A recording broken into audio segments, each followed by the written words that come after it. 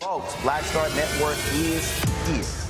Oh, no punches! I'm real revolutionary right now. Support this man, Black Media. He makes sure that our stories are told. Thank you for being the voice of Black America, Roland. Stay black. I love y'all. All momentum we have now, we have to keep this going. The video looks phenomenal. See, there's a difference between Black Star Network and Black-owned media and something like CNN. You can't be Black-owned media and be scared. It's time to be smart. Bring your eyeballs home. You dig?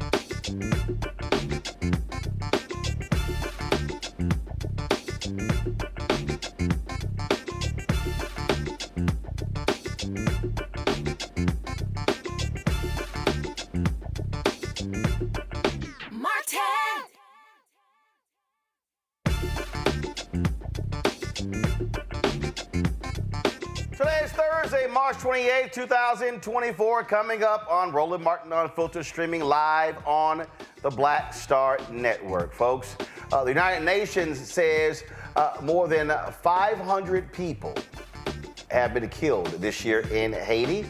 The Haiti Caucus co-chair, Florida Congresswoman Sheila, Cherfilus-McCormick, is going to be joining us to talk about what is happening in the country and what more can be done by the United States. Tennessee Republicans, they did it. We told you. We tried to tell you. The House voted today to vacate the entire Board of Trustees of Tennessee State. They also talked about this audit that was done. Do y'all realize they spent more money on the audit than what they claim TSU supposedly didn't follow right procedures? We'll be talking with House Representative Harold Love about this particular issue. South Carolina gets to move forward this election cycle with congressional maps that already ruled unconstitutional based upon race. While voters are waiting for the Supreme Court to decide the case, which they heard in October. What the hell? And the third HBCU Allstar game is just over a week away. We'll talk with the creator of that game. It is time to bring the funk on Roland Martin Unfiltered on the Black Star Network. Let's go. He's got it. Whatever the miss, he's on it. Whatever it is, he's got the scoop, the fact, the find. And when it breaks, he's right on time and it's rolling. Best believe he's knowing. Putting it down from sports to news to politics. With entertainment just for kicks, he's rolling. It's on go, roll, y'all. It's Roland Martin, yeah. Rolling with Roland now. He's funk, he's fresh, he's real, the best, you know he's Roland Martin now.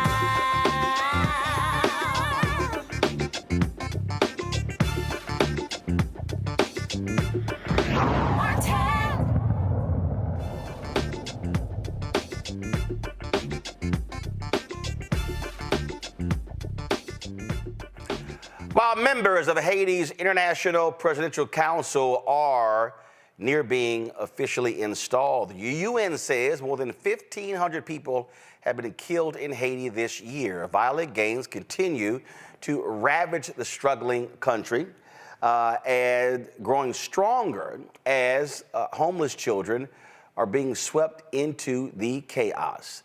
The co-chair of the U.S. House Haiti Caucus, Congresswoman Sheila Cherfilus-McCormick, joins us right now. She is quite familiar with what's happening right there. Congresswoman, glad to have you here. First and foremost, what's interesting here, again, is how you look at the reaction. You've got folks on the right who are, oh my God, the Haitian migrants are coming. Yet if these folks were Cuban, there'll be a totally different reaction in South Florida. You're 100% correct. Instead of them looking at the humanity of these people and what's going on, they're sitting there trying to make it, politicize it by saying, oh, there's going to be a Haitian invasion. Haitian people are going to be coming in. But the truth is, we haven't seen elevated numbers of Haitian people hitting the shores just yet. But what we are seeing is a need to help right now. So instead of us trying to fear-monger, what we need to focus on is making sure that we can do everything to prevent Haitian people from going to the sea. And doing that, for us to know right now we need security and we actually need a government. In addition to that, we have to look at the causes. You have 1.4 million Haitian people right now who are facing a famine. More than 5 million people also are struggling to have food and water. When you look at these aspects and the gangs taking over, they displaced over 360,000 people from their homes. These are the reasons. The gangs are actually facilitating all these problems. So we need to focus on making sure we're releasing the 40 million, which the administration has already requested, that the Republicans are holding on to, so we can have a security mission and also support the transition government. But until that is done, we're going to keep talking about these issues and these statistics, and the issues are going to actually be amplified. So what's the reason they are giving? How can they keep whining about security and then not want to release the money that will help with security? They're seeing it as a game. So they're saying, well, they need this report. They need this briefing. We've had over 65 briefings with the State Department. Then they said they need a government. Right now, we have a transition government that's coming together, but without having the funds there, Kenya is at a deadlock because they need the money to start putting everything together. The transition government needs security. So even once they're ratified, they still need someone to support them. So their excuses is really that. It's excuses. They're just trying to create a political climate so they can fearmonger people who already have a problem with immigrants. And so it could be a political tool. But while they're trying to use this political tool, we have people who are really dying. We have Americans who are trying to evacuate who can't get out of Haiti. We have people who are looking at famine. So this is absolutely ridiculous. And at the heart of it, it is a racist issue, right? Because like you said, if we were talking about Ukraine, you had Putin taking over Ukraine, but right now we have gangs taking over Haiti right in our backyard. We see more drug trafficking and gun trafficking in Haiti than we see anywhere else in the Caribbean in our backyard. So why isn't this rising to the level of a national security issue? Why isn't everyone seeing it as a national security issue? We have gang members right now going back and forth to Russia, trying to speak to Putin to come into Haiti, but we still don't see it as a national security risk. We're still sitting there straddling the fence and walking slowly to help the people of Haiti. It's a race issue. You are the first Haitian from Florida to serve in Congress. This was the PBS story when you were elected. Go to my iPad. They said that you were ready to fight for Haitians. And so this is near and dear, very personal for you. It is, and especially when I look at every side, right? Because we know how politics has been internationally, not just for Republicans, Democrats. It seems like it's been the policies of the United States to really harm Haiti. And so right now, if we're saying we're going into a new age where we're going to have a Haitian-led solution and support Haiti, well, let's do what we said before. Let's put our money where our mouth is and put out the money for the security mission. Let's make sure that we're extending TPS. Let's make sure we're not deporting anybody to go to Haiti right now. As of right now, the deportations have stopped, but that's more incidental. It's not actually intentional. So our policies have to be intentional to protect Haitian people, but this would be no different than the policies we have towards other countries, no different than the policies that we have in Ukraine, no difference than we have and policies that you have even for Venezuela. So why is the policy so different when it comes to Haiti? We have to address that. And I think the administration, as well as the other side, has to do better than this. We've been here now for 2 years. Since 2 years, we've been complaining about the instability in Haiti. Since 2 years, we knew that there were drug lords in Haiti. We also knew that there were mercenaries that were sent there to kill the president. And now that Haiti has no government, who do you think is running in? I just saw a propaganda video, and the gangs who before they were walking around barefooted with old shirts, they have new uniforms, they have trucks, they have all these guns that we've never seen before. Who's facilitating that? The longer we don't help Haiti become stable, the more the cartels can take over Haiti, the more guns are going to be going into Haiti, and the more drugs are going to be coming out of Haiti, coming into the U.S., and that's the reality. I had a retired General Russell Honoré on the show last week, and then I had a couple of Haitian activists on the show just the other day, and they said that he is someone who Haitian Americans and folks in Haiti trust. Part of this issue is trust. A significant part of this is the United States history when it comes to Haiti, sending the military there, invading the country. And so are we is the United States government a legitimate mediation entity, or do you think it requires having others who Haitians can trust, who others can trust, that it's not the United States trying to control the independence of this country? You're absolutely right. I think that it has to be more of an international program, and that's why CARICOM is supervising the negotiations right now. And I have to really clarify that because there's been misinformation as if the U.S. is actually supervising it. It is not. It is CARICOM who is supervising it. And the truth is that the United States does have a problem with credibility because of our history and how we've dealt with Haiti before. So no, the United States should not be meddling or choosing a leader, which we're not. Right now, it's a Haitian-led solution. We have more than 9 different parties who are at the table who are going to create this transitional presidential council, and then they will choose who's going to lead Haiti. But it has to be like that. Roland, I can tell you, as the only Haitian American in Congress, I think I get more calls from Haitian Americans who want to be president in Haiti. And I have to tell everybody, this has to be a Haitian-led, meaning you're living in Haiti, not living in the United States, right, trying become president of Haiti. So we have to empower the Haitian people, and we also have to make sure that they have justice. Once we empower them, once we support them with a security force, and once we support them financially, I think we'll start to grow in getting credibility with the Haitian people. But as of right now, we do not. Yeah, I would dare say if there's somebody who's a Haitian American and wants to be president of Haiti, move back. I mean, that was part of the issue that happened in Iraq. where we were talking to Iraqi nationals who were not there, and people were there were like, we don't know who these people are, we don't trust them. And so trust is a significant issue. First, have you, the CBC, have y'all met directly with the Secretary of State Blinken, and have y'all also had a direct conversation with the President of the United States on this issue? We haven't had a direct conversation with the President of the United States, but we have spoken to Secretary Blinken. And last week, we actually met with the new ambassador to Haiti that was actually confirmed 2 weeks ago. And so we've been taking every affirmative step to make sure we're bringing this to light, that we're helping the situation. And we've actually put out letters. There was a letter by Leader Hakeem Jeffries asking the speaker to actually release the funds. We've been putting all the pressure we can so they can release the funds. And one of the worst things that we did not want to see is this to become political. But now we can see that it's clearly political because there is no reason for this stalemate.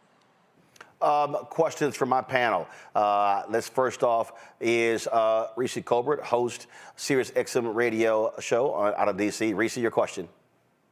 Congresswoman, thank you for being here and for really shedding light on what you refer to as disinformation. Can you clear up any other misconceptions about the American response as well as what people think is happening in Haiti that would help people be more on board with American taxpayer dollars becoming more of an instrumental part of the response? Well, I think one thing that people aren't realizing is that 80% of the guns that go into Haiti come directly from the United States. And that is part of the problem, which has been going on now, like I said, for 2 years. So the gangs have been getting stronger and stronger, terrifying people with American-made guns. And if you understand our participation in that, why we're losing credibility with Haitian people, is for that reason. So I recently introduced the Catch Act so we could start catching some of these guns and stopping them from coming in. But we do have a responsibility to help with the security mission because we're part of the problem.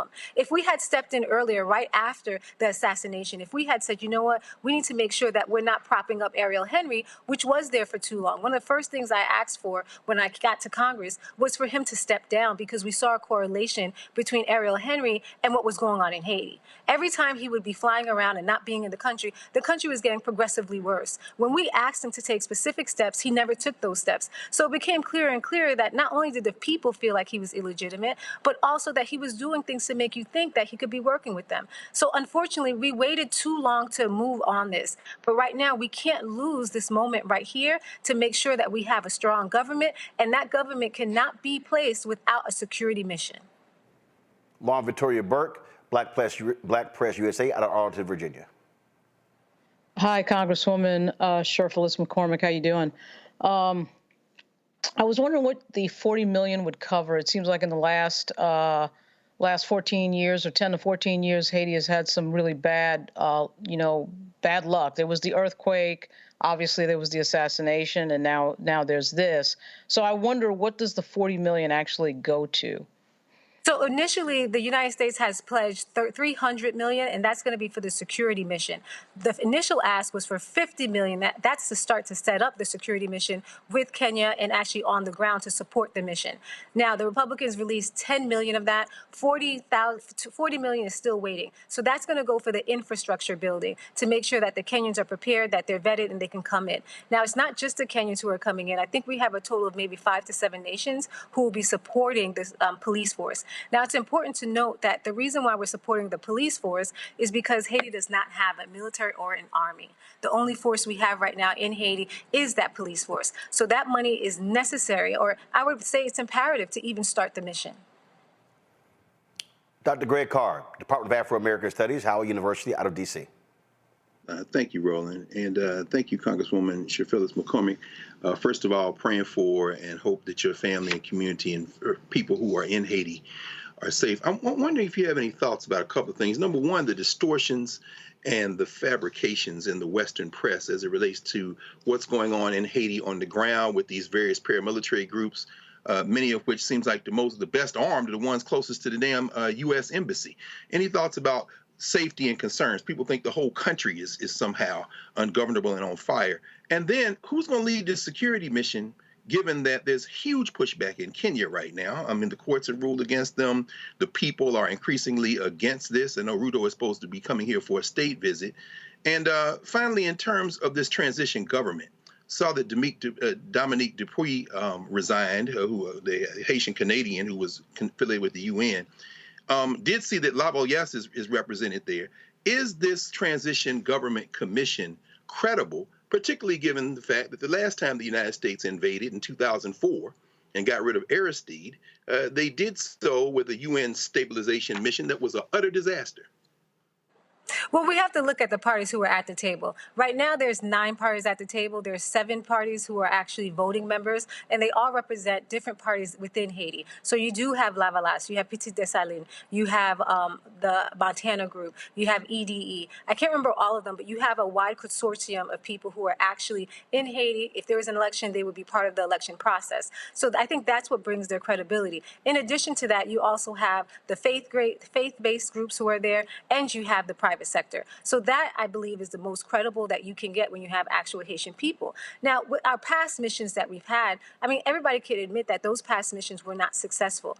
This is why people were looking for, the international community was looking for a group who can come in who has a good reputation when it comes to actually completing a mission and who can lead that mission. So we're finding countries, not just like Kenya, but also Benin and other countries. Jamaica has pledged police forces. I think there's other Caribbean pledged Caribbean forces. So we're looking at a more of a diverse and more culturally competent force. Now, can that force be successful? If you look at that resolution, we were specific in demanding that they have actual safeguards to protect the people, not just from waste management and what we saw last time from cholera, but also vetting the people who be coming in. Every single personnel who comes in will be vetted as a mechanism to protect them. We're looking at also more security measures. So if people see something they need to report them, it's easily reportable. So we're doing everything in our power to try to make sure that this mission is successful. But to be honest with you, there is no silver bullet. Haiti didn't get here overnight. And there was a lot of meddling from the United States for centuries that helped Haiti get to where it is.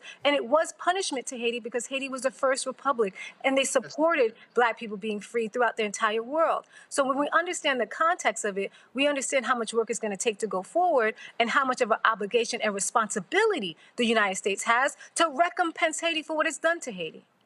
I want to play this and get your reaction because I was reading a story in The Nation that these comments greatly upset a lot of folks in Haiti. This is from a former U.S. ambassador to Haiti, Pamela White. I'm sure you've already seen this here, but for our audience who is not, folks, listen to this. And Ambassador White, thank you so much for joining us today. Thank you for having me. This is a very concerning situation in Haiti. Gangs have pretty much taken control of the country. The prime minister forced to shut down, and he wasn't even in the country when this happened. Can you give us the very latest about what is going on?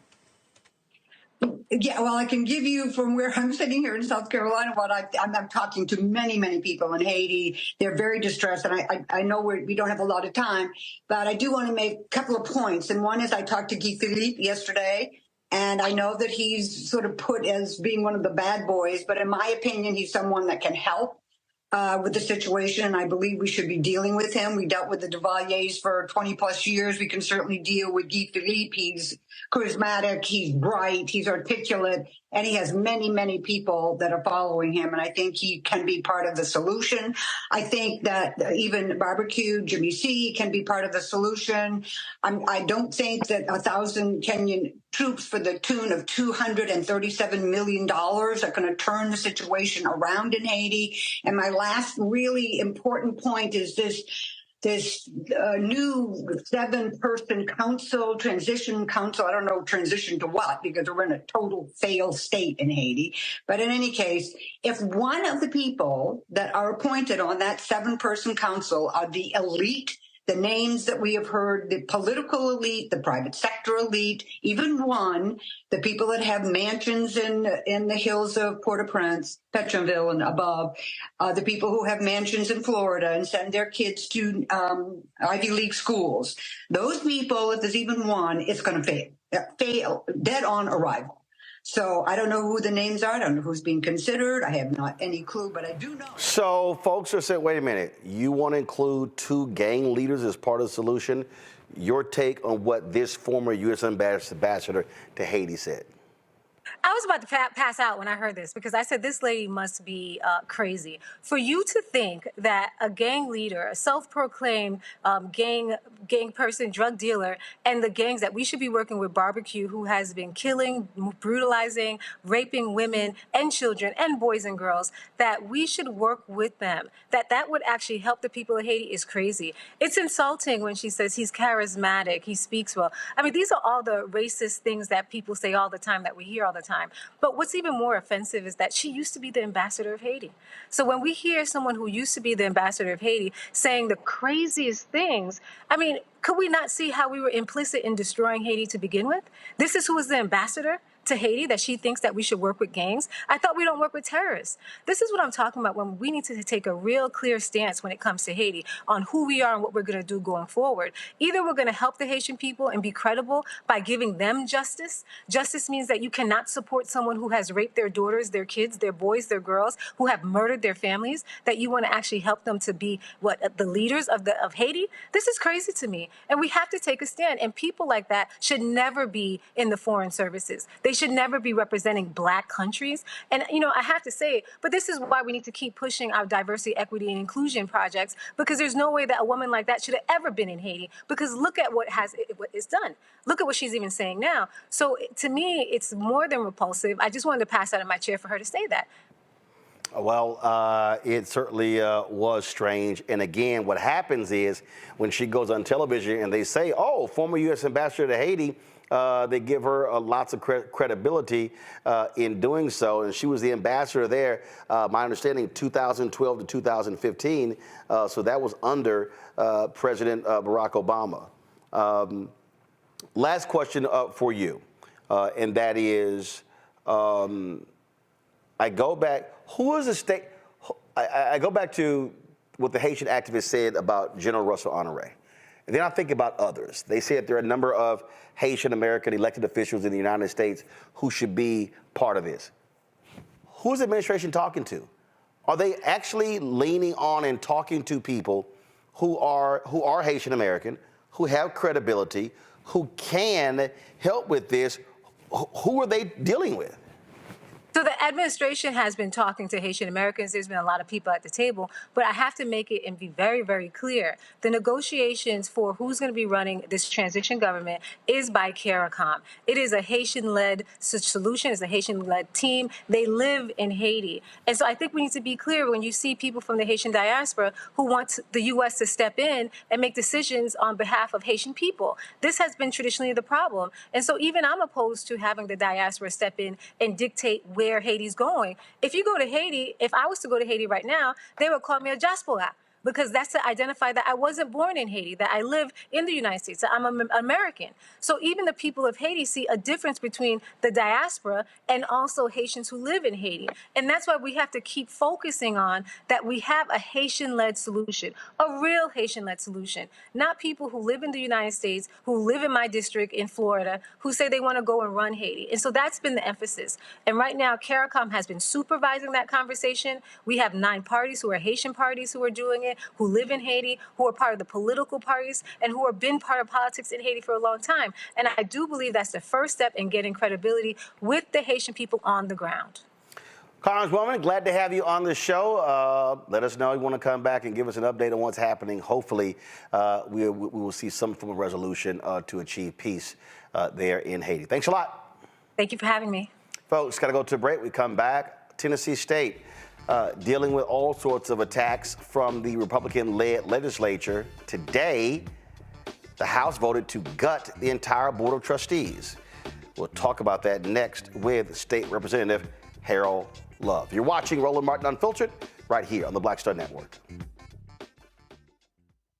Fanbase is pioneering a new era of social media for the creator economy.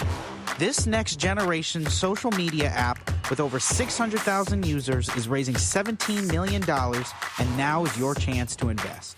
For details on how to invest, visit startengine.com/fanbase or scan the QR code. Another way we're giving you the freedom to be you without limits. Next on the Black Table with me, Greg Carr, we look at one of the most influential and prominent Black Americans of the 20th century. His work literally changed the world. Among other things, he played a major role in creating the United Nations. He was the first African American and first person of color to win the Nobel Peace Prize. And yet today, he is hardly a household name. We're talking, of course, about Ralph J. Bunche. A new book refers to him as the absolutely indispensable man. His lifelong interest and passion in racial justice, specifically in the form of colonialism. And he saw his work as an activist and advocate for the Black community here in the United States as just the other side of the coin of his work trying to roll back European empire in Africa. Author Cal Rostiala will join us to share his incredible story. That's on the next Black Table, here on the Black Star Network. I am Tommy Davidson. I play Oscar on Proud Family, Louder and Prouder. Right now, I'm rolling with Roland Martin, unfiltered, uncut, unplugged, and undamn believable. You hear me?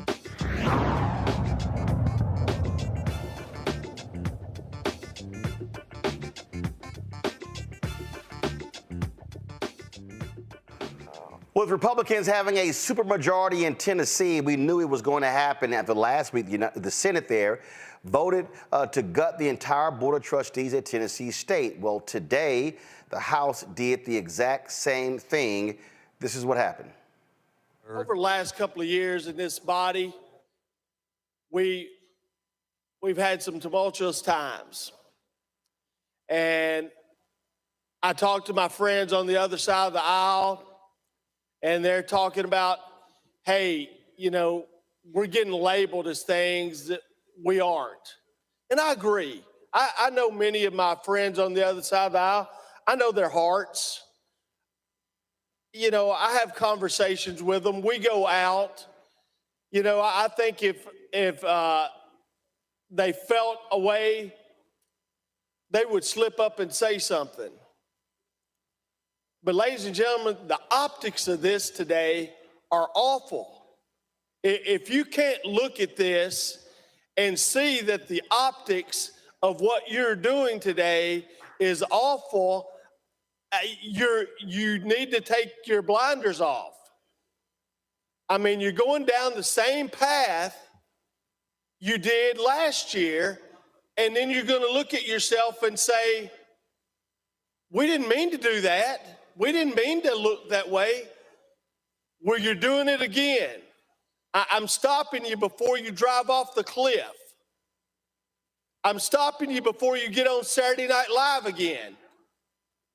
I'm warning you. I'm telling you. I'm helping you out here because I know many of you.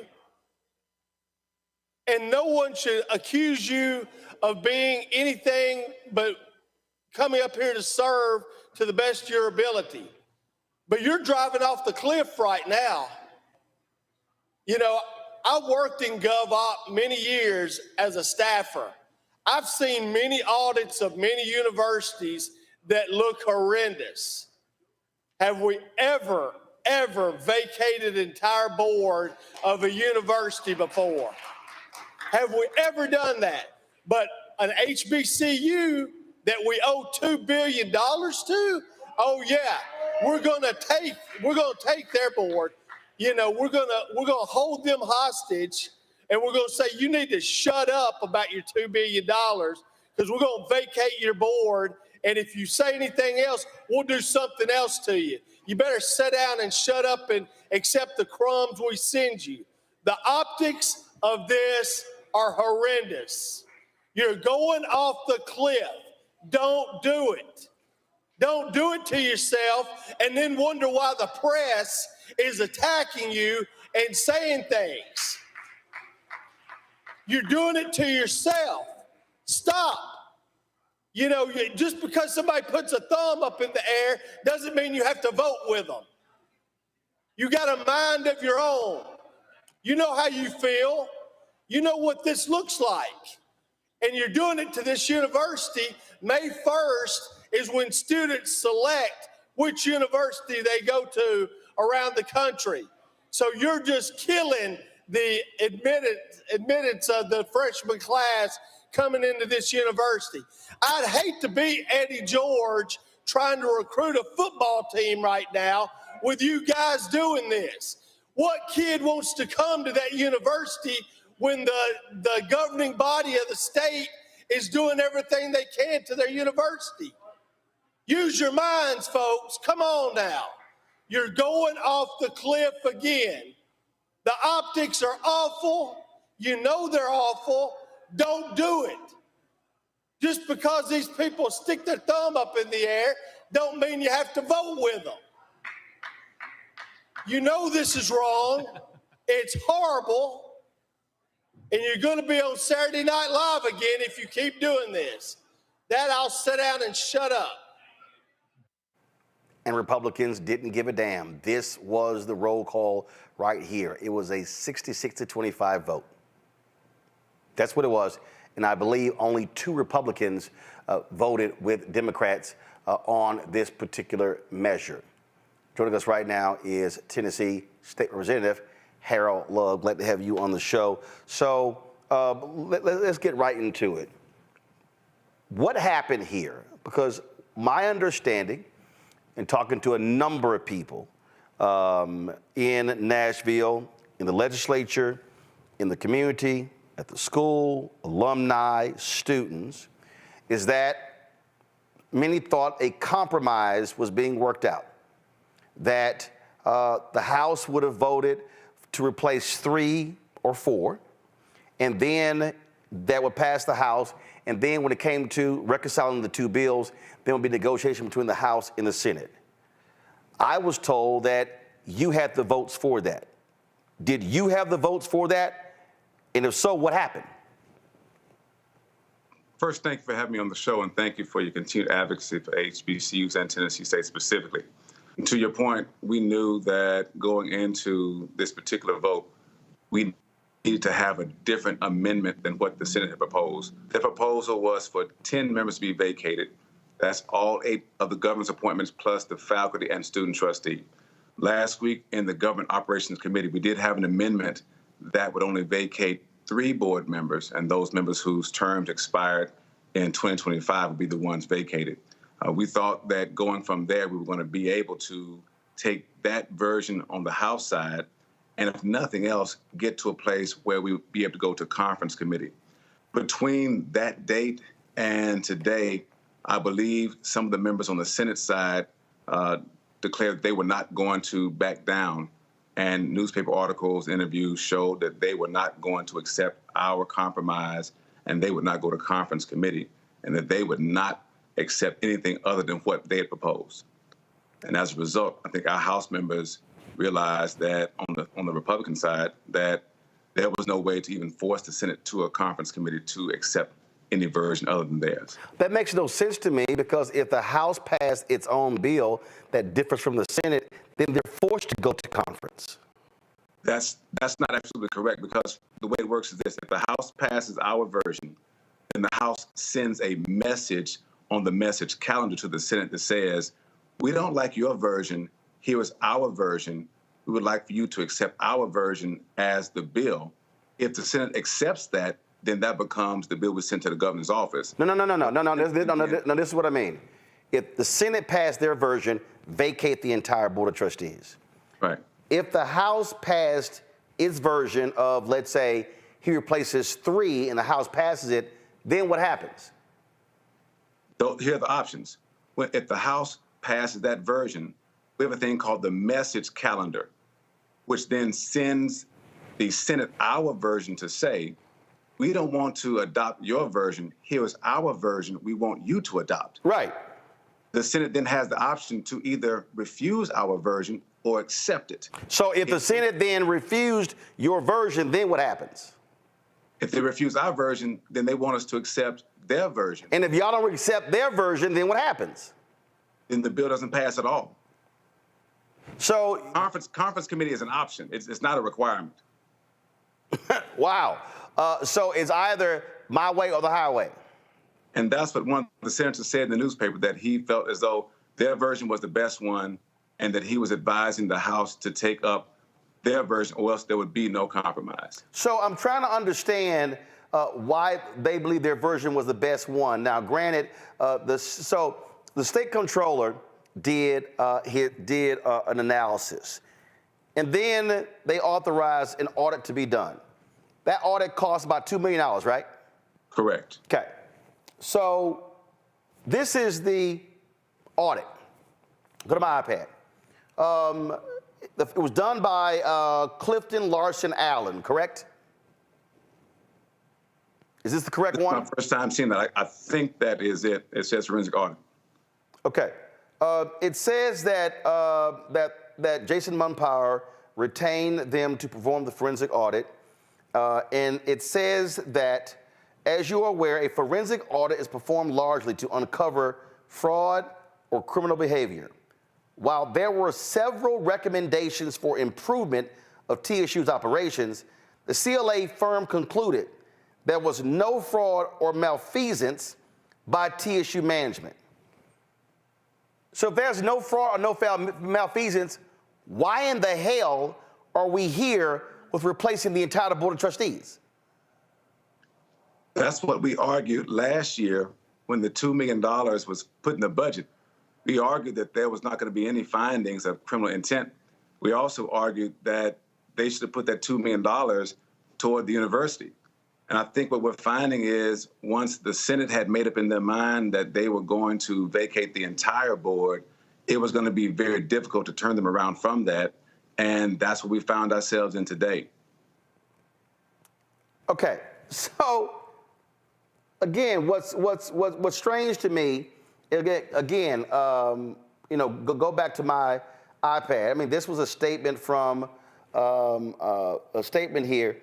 They poured through, it was over a 4-year period, July 1st, 2019 through June 30th, 2023. They went through 2 million emails, 500,000 documents, no fraud. They laid out some changes that need to be made in terms of reporting information to the federal government, things along those lines. So what in the hell were what were your colleagues saying to you why they believe the entire board should be wiped out? What were they actually saying to you? Right. So their response was that over the years, the many audits that Tennessee State had had in front of the Government Operations Committee for the sunset hearing warranted this action. On the House floor today, my point that I argued was that we got funding last year, and I was hoping that we'd get more funding this year to address the $544 million. But instead, we kept hearing conversation around board reduction, board removal, and audits instead of talking about properly funding the university. And I think that's where many of us were frustrated because, as my colleague Bo Mitchell pointed out, there have been many indications from many other schools that show that they also had audit findings. And I think that's where, on the Senate side, they began to really push this notion of the need for the board to be removed totally. And that's where the House adopted. So last year, Tennessee State's owed $544 million, and that was coming from a state committee. So they gave. I actually chaired, yes. Okay, so they allocated $250. What about the other $250 million? Right, that's the point we've been arguing. So here's the key. When we found out that the federal government, through the Biden administration, Department of Agriculture and Education, identified $2 billion, we then knew that there was going to be attempts made to marry the two numbers and then say that the real number was $544 million. So we embarked, and by we, I mean myself and other members of the National Black Caucus of State Legislators, embarked on a mission to then educate our members to say that $544 million for Tennessee State represented capacity grant funding for agriculture extension, for teaching and research. The $2.1 billion was for basic campus funding. And so I saw members trying to put those two numbers together, and we began educating members to say, no, that's a separate pot of money, and we would like both of those pots to be fully funded. In Georgia, the Black Caucus sued the state over that money. Right. Are y'all going to sue Tennessee? So we looked at the Maryland example when they sued. And No. That's a separate deal. Well, follow me here. Georgia, in September, because I had Georgia State Representative Derek Jackson on the show Monday, they filed a lawsuit with regards to that $13 billion you referenced. Correct. The Maryland lawsuit, I covered that extensively. That dealt with the duplication of programs that were allowed at University of Maryland. That took 13 years before they achieved that settlement there. So I'm talking about, would y'all consider, and would y'all move forward, filing a lawsuit like Georgia did, specific to that land grant money that the Biden-Harris administration actually designated? So when the Black Caucus met with Dr. Glover last year, we took the position that we were going to follow her lead on whether she wanted to pursue a lawsuit or not. But she's a state worker. She's a state worker. She can't. She's a state worker. In the Maryland lawsuit, actually, Coppin, Bowie State, University of Maryland, Eastern Shore, Morgan State were not involved in the lawsuit and the lawsuit wasn't even filed by those universities because they couldn't. So external groups did that. So I'm trying to understand again. You have an example where in Georgia the Black Caucus did that. Now, in Georgia, Black Caucus did that. I think a legislative route is actually a faster route. I'll use an example of what we did in Tennessee. The committee met in 2020, discovered $544 million was missing, and then we received more than $250 million. We actually received $342 million. It was $250 million for infrastructure, $60 million for a new engineering building, and then $32 million for an agriculture building, all to address that issue. I'm not sure if the Georgia lawsuit is going forward. We did also see that. No, the Georgia lawsuit is going forward because I had the Georgia representative on this show on Monday. Right, I saw that episode. Okay. And I don't know what their results are so far. I do know that in Florida, they also sued, but that case was thrown out. Well, first of all, you had a group of students that sued in Florida, and so the question there became when it came to standing. So I do want to. Now, I do know the school brought someone in to look at the possibility. I don't know where that case is right now with Tennessee State. They had a town hall, and Attorney Crump came in. I don't know where that is right now.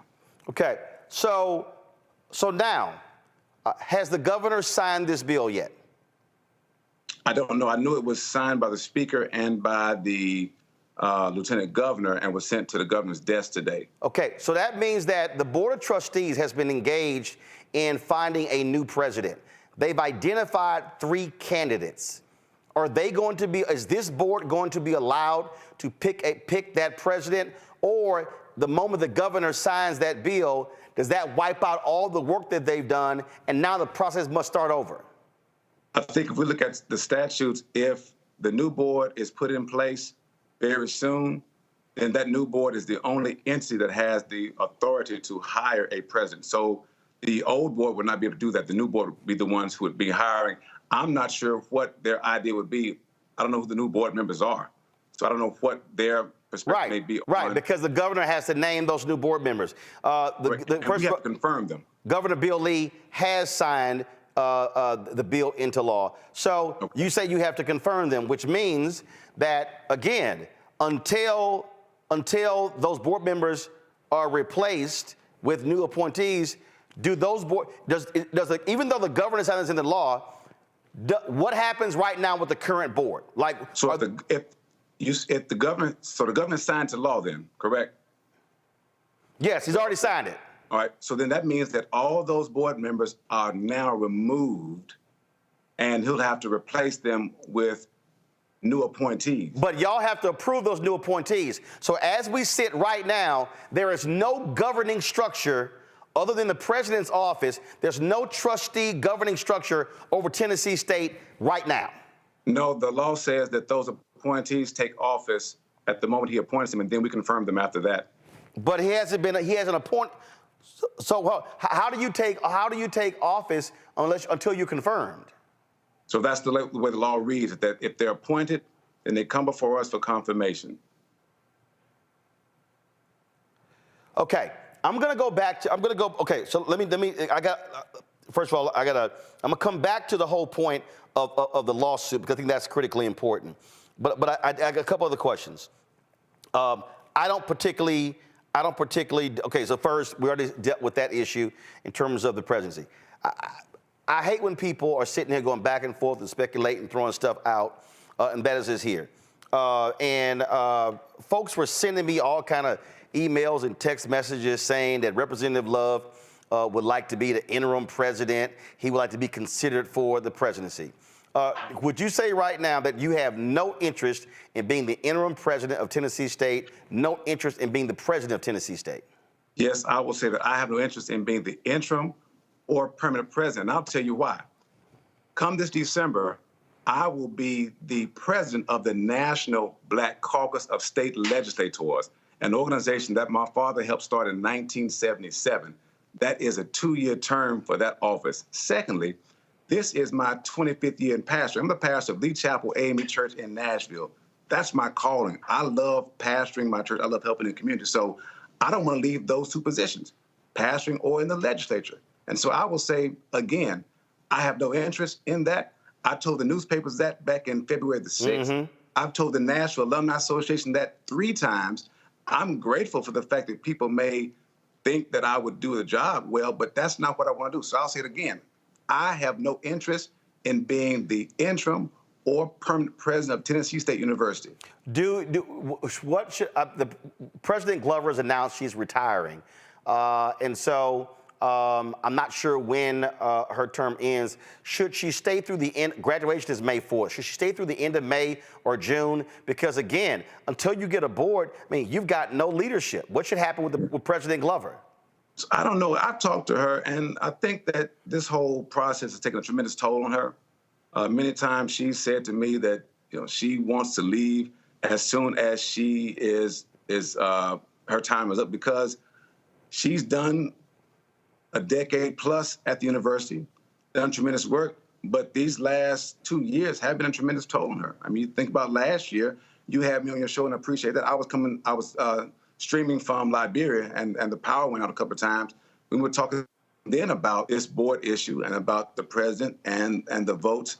And so this has been a difficult time for her. It's been a toll on many of us here in Nashville as well.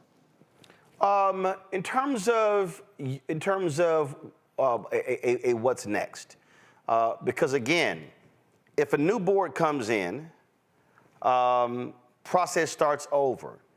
Who should be involved in choosing the next president? Should that be the sole domain of the Board of Trustees, or do you want the Black Caucus and legislators involved in choosing the next president? What should be the conduit to choose the next president of Tennessee State? So statutorily, the Board of Trustees are the only ones who can choose the president. I will say this, though. In the previous election, when Dr. Glover was chosen, you had legislators, the delegation from Davidson County, some Black Caucus members were able to have a process where they could talk to some of the finalists to find out what their perspective was on the school and what direction we'll take it in. I think that is a wonderful path to take to allow my colleagues and myself to at least have a conversation with those who are the finalists in the pursuit of being president. Is that the process for the University of Tennessee and other public institutions in Tennessee? To have legislators actually have a conversation with them? Yes. I'm not sure.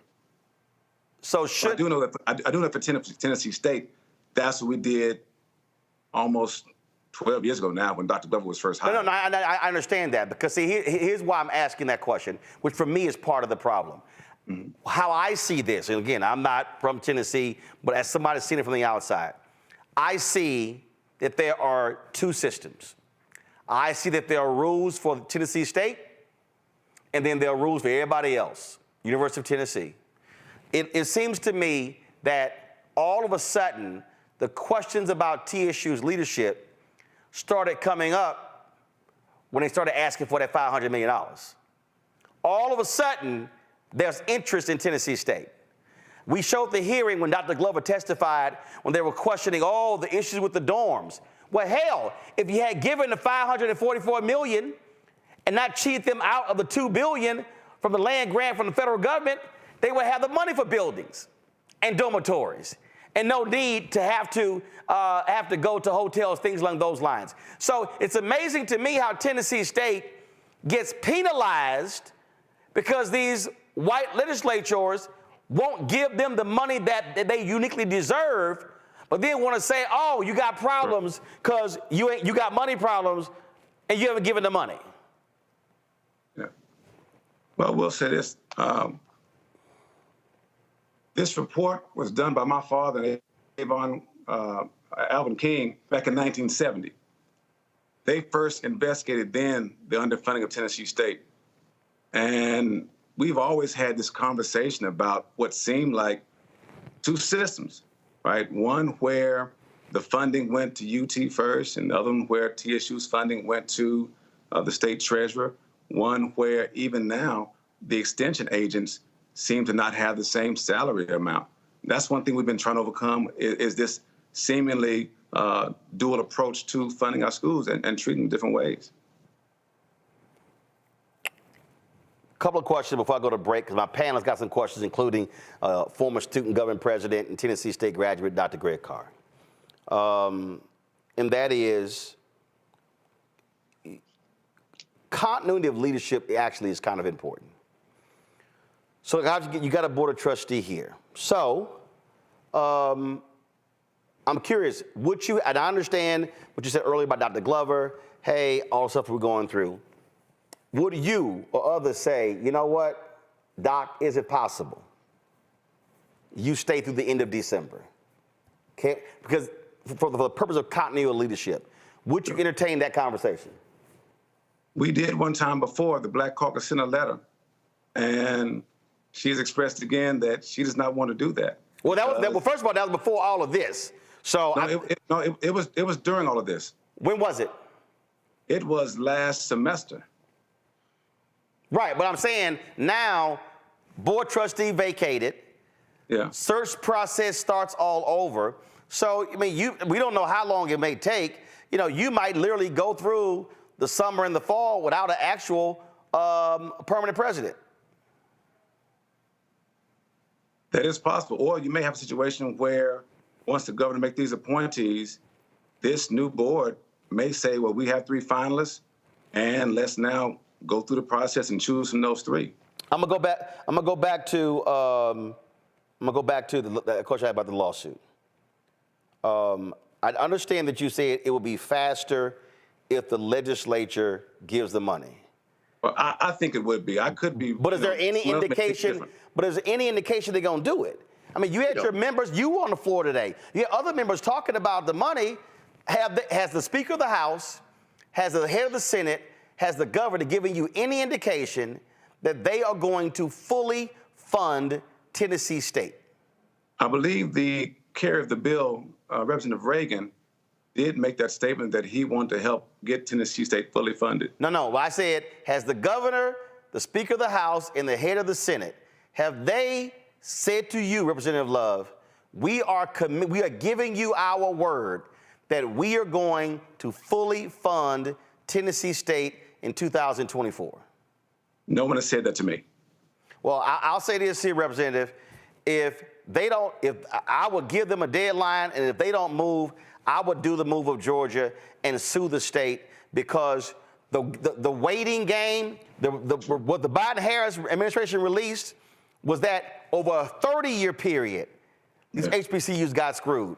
The last thing we need is waiting another year, 2, 5, 10 years, or as you mentioned, the Maryland case, it was 13 years before that was settled. Let me do this here. I got to go to a break. We come back. My panel's got some questions for you. So hold tight 1 second. We're talking to Representative Harold Love of Tennessee.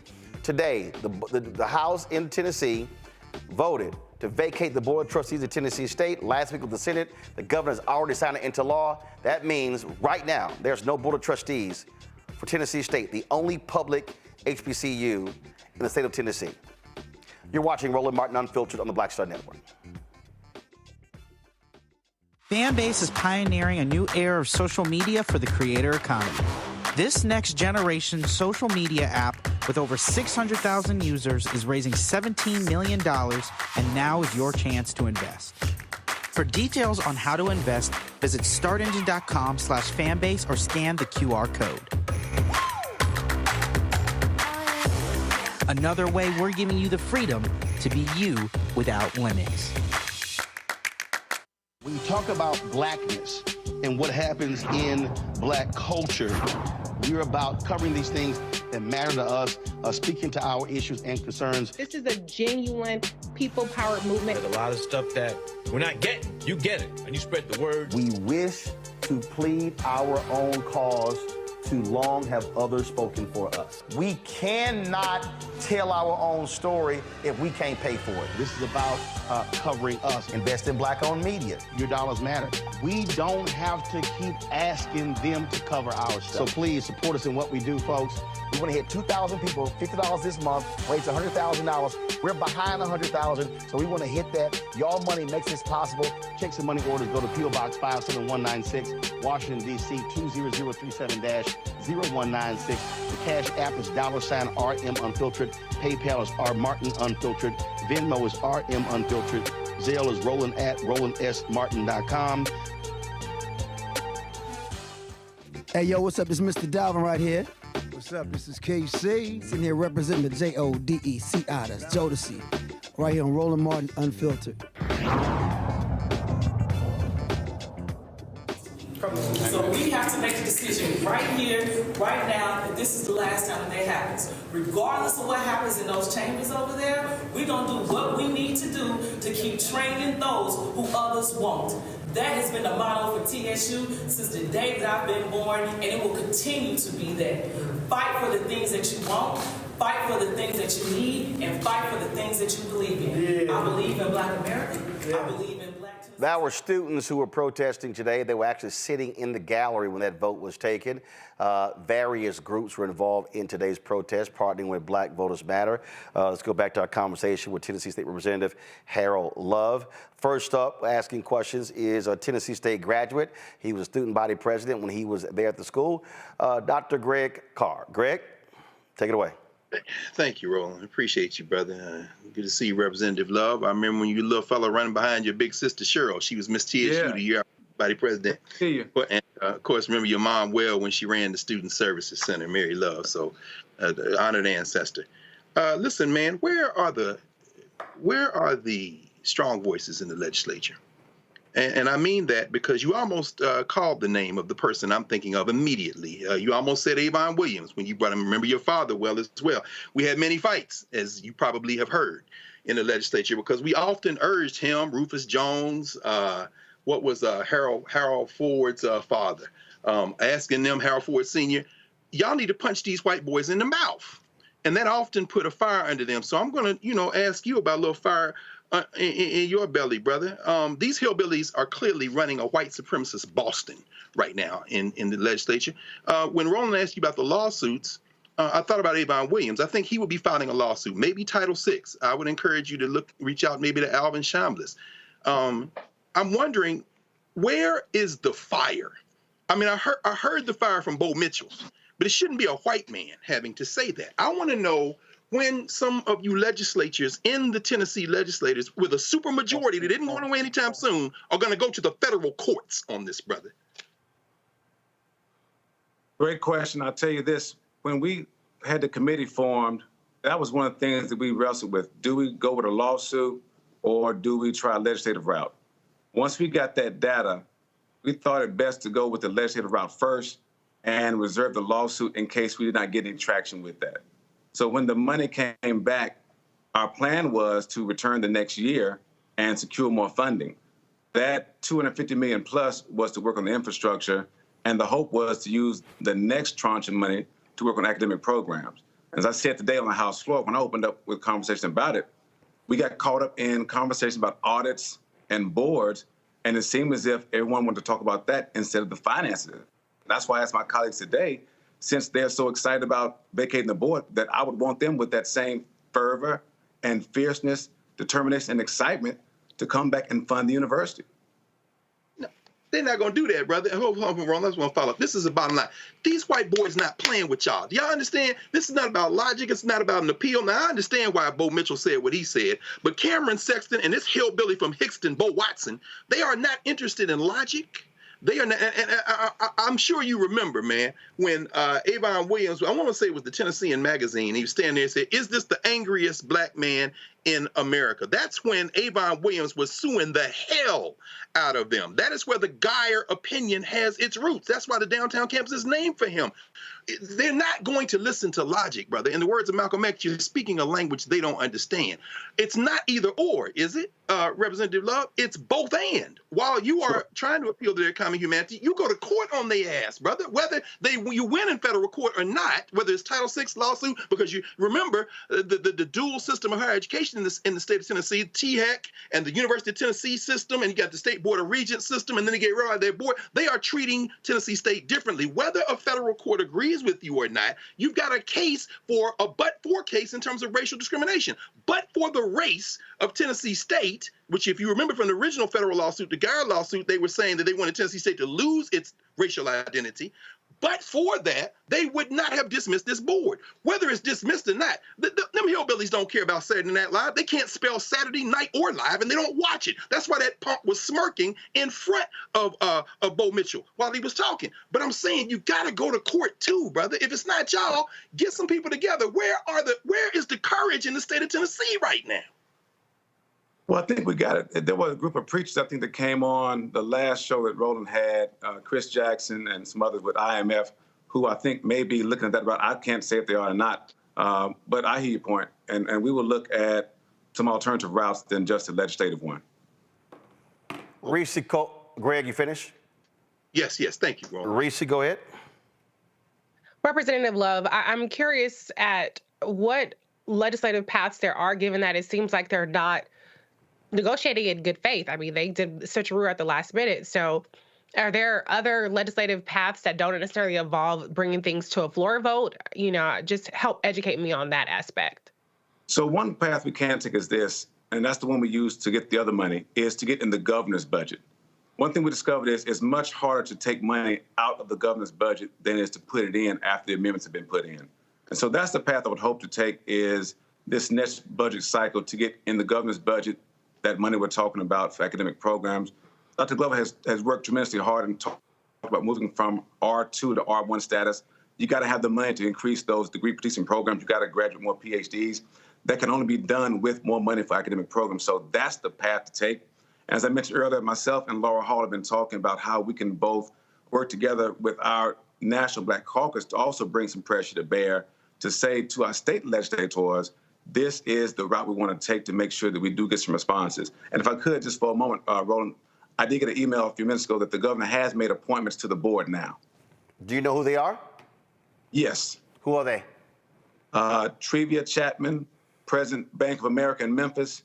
Jeffrey Norfleet, Provost and Vice President for Administration, Shorter College in Arkansas. Marquita Qualls, Founder and Principal, Entropia Consulting. Terica Smith, Deputy Mayor and Director of Human Resources in Jackson, Tennessee. Charles Trauber, General Counsel, Division of Real Estate, Retail, and Financial Service at Bridgestone Americas. Dwayne Tucker, CEO of Lead Public Schools.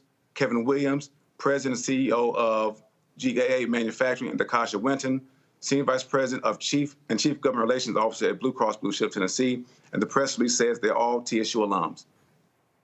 Okay. Lead Public Schools is ain't that funky charter school that Lee tried to foist off on the state of Tennessee last time? That's Lead, right? That was Hillsdale. What's the name of the public schools person? Lead Public Schools, Dwayne Tucker. Charter schools.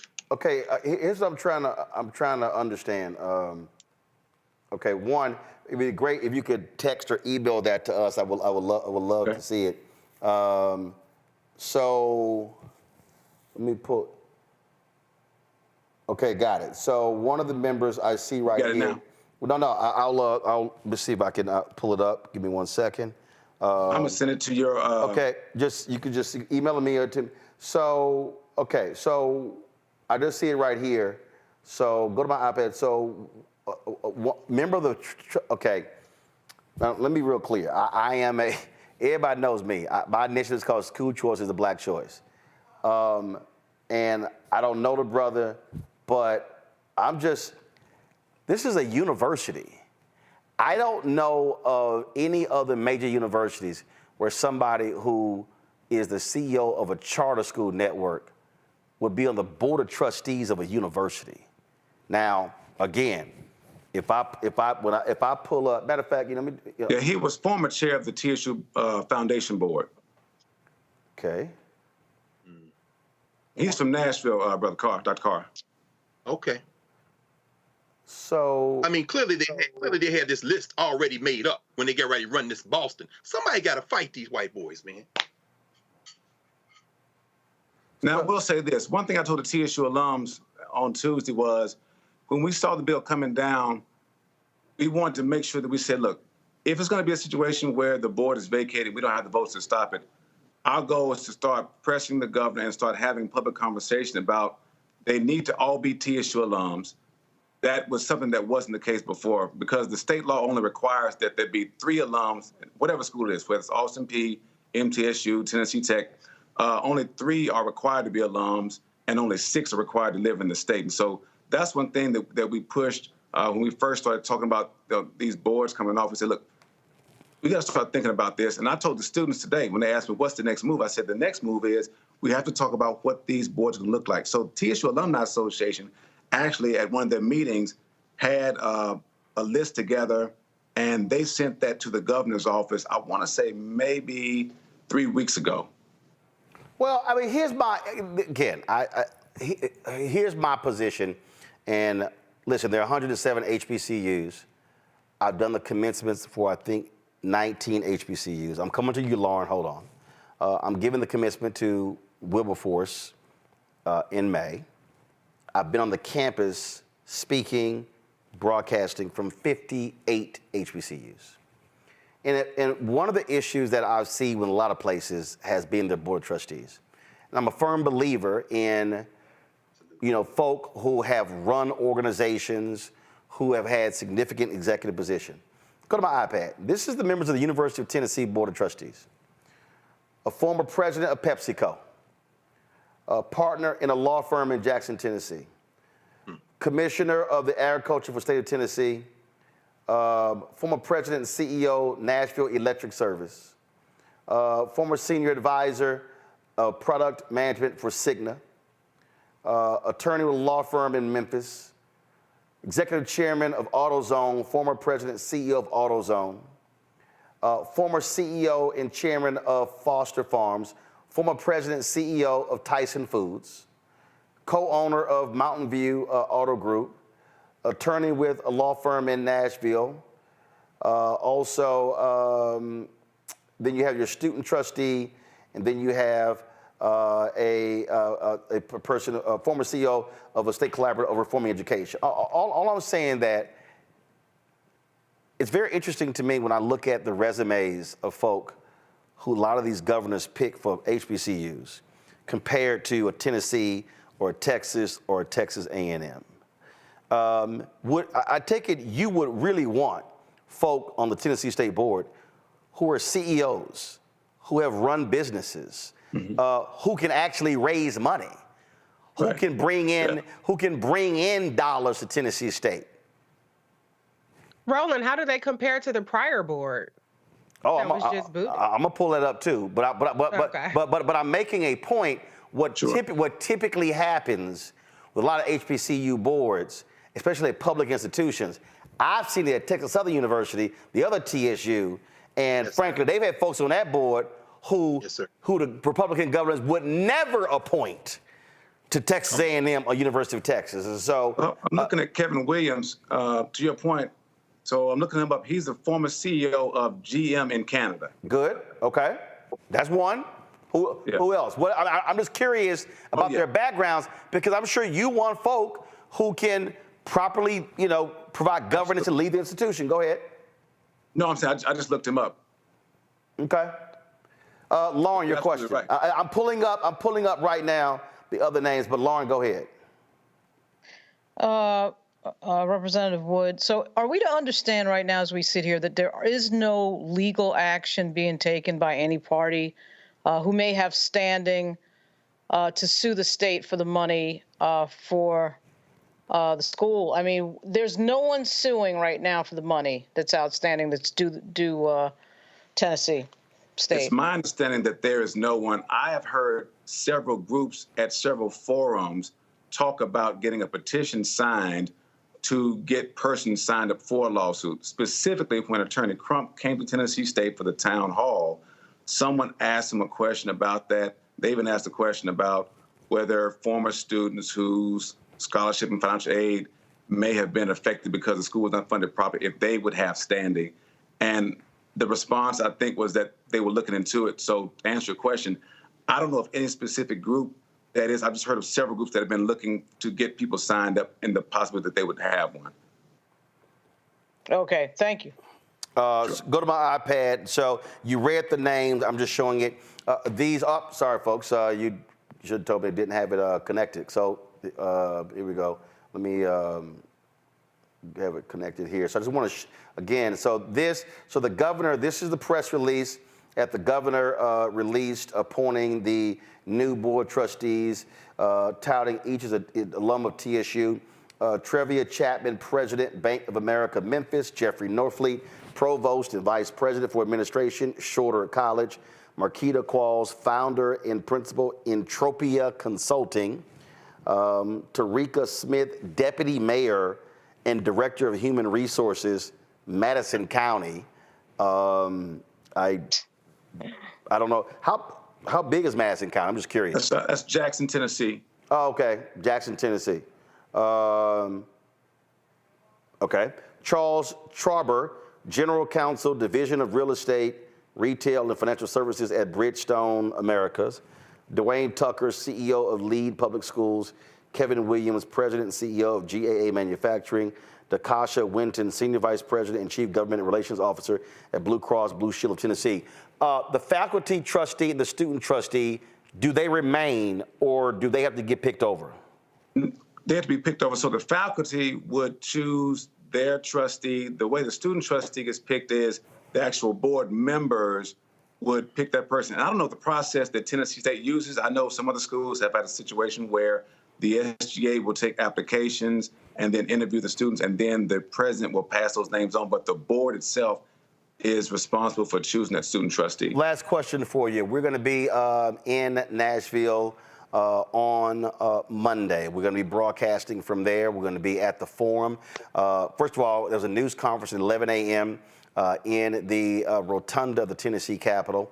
And then we are going to have, so all the folks you see there participating in the news conference. We were invited in by the student government vice president and the student, well, now the former student trustee.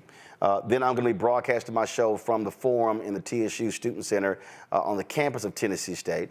And so we look forward to having you and others there, because how I see this, Representative Love, this is not just an issue of trustees. Sure. It's also the money. It's also that federal money. Also, my concern, and I see this Republicans all the time, Republicans will take an action in Tennessee or Georgia or North Carolina, and then will use that as a blueprint in other states. Are you concerned that because of what Republicans have just done in Tennessee, that this is going to create a situation where they may try the exact same thing to target other public HBCUs all across the South? Absolutely. If I can say this again, you know, as my role starts as president-elect, started last year rather, and as president in December for the National Black Caucus of State Legislators, we immediately started having conversations with our colleagues in Arkansas, Alabama, Kentucky, New Orleans, Florida, because we all knew that there was the same blueprint for these other 18 land-grant HBCUs to have the governors refuse to identify and recognize the underfunding, again, in those two different buckets. And I can't say it loud enough. These are two different buckets. Those capacity grants and what the Biden administration identified, those are two different buckets. And we need all that money, and we need to make sure that we have all the resources and records so that if it's a lawsuit or a legislative route, at least people are equipped with the data to go in and say, here is empirical evidence. We discovered in Tennessee through that committee that in 1913, the state law said that UT's money goes straight to UT and TSU's money goes to the state treasurer first. And so we had to work through that process. And so, again, much of this is of concern to me. And that's why we're trying to make these strides, educate our legislators and our alums about the dangerousness of this being a nationwide effort. Absolutely. Well, we look forward. Greg, go ahead. before you go, Roland, the point that there is a student. So let me be very clear. Let me add, there's a student and a faculty representative on the board, correct? Correct. All right. So there's your point of entry for the lawsuit. They were not voted on by the governor or the legislature. They were voted on by their constituents. Yeah, that's a good point. So how in the hell can you remove somebody who you didn't appoint? I mean, it's pro forma to appoint them, but anyway, I'm just saying, get some legal minds on this, brother. This is what I'm saying. Absolutely. I listen. I don't know of anything in America that black people have ever gotten where we didn't have to fight for it. And I fundamentally believe, and look, they have a supermajority, Representative Love. They can frankly ignore Democrats all day in the House and Senate. They cannot ignore a federal lawsuit. And that was federal money that actually was supposed to go to these HBCUs. And so that won't be a state lawsuit. That will be a federal lawsuit. I would really encourage y'all to hit them the legal route. And I would also say to all of those HBCUs in other states, in Georgia, in Tennessee, in West Virginia, in Texas, and on, hit all of them at the same time. That is needed. They've got to understand, we want that $13 billion. Yeah, 13 billion plus, because I'm convinced that it wasn't just 30 years. Oh, I agree. I mean, I agree. Get all of it. Yep. Get all of it. Representative Love, we appreciate it. We'll see you on Monday. Thank you. I'll see you there. Thank you.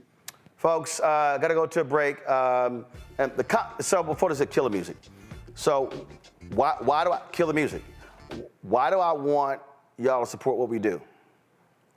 That conversation we just had was a 50-minute conversation. Somebody sent me a text earlier, and they said, who has been covering this? Who's really been covering this stuff nationally? Other than us, nobody. Yeah, you see some other stuff. All these black people love watching MSNBC. Reverend Sharpton has done it for 3 or 4 weeks. We've been doing it for 15 months. That's just his show. Not at these daily shows. Not CNN. Sure as hell not Fox News. Not ABC. Not CBS. Not NBC. Why am I saying that? If y'all want to understand why black-owned media matters, this is what we're talking about. In fact, earlier today, this morning, is a perfect example. Somebody sent me a story where they posted the story.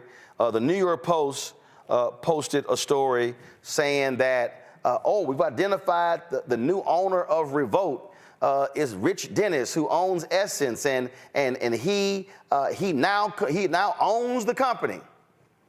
You can show it, y'all. Come on. No, you don't. The sale has not been finalized. Now, I done told you, Black Enterprise, keep reporting that. It's not true. Like literally, the New York Post story hit. I got a text message 3 minutes later.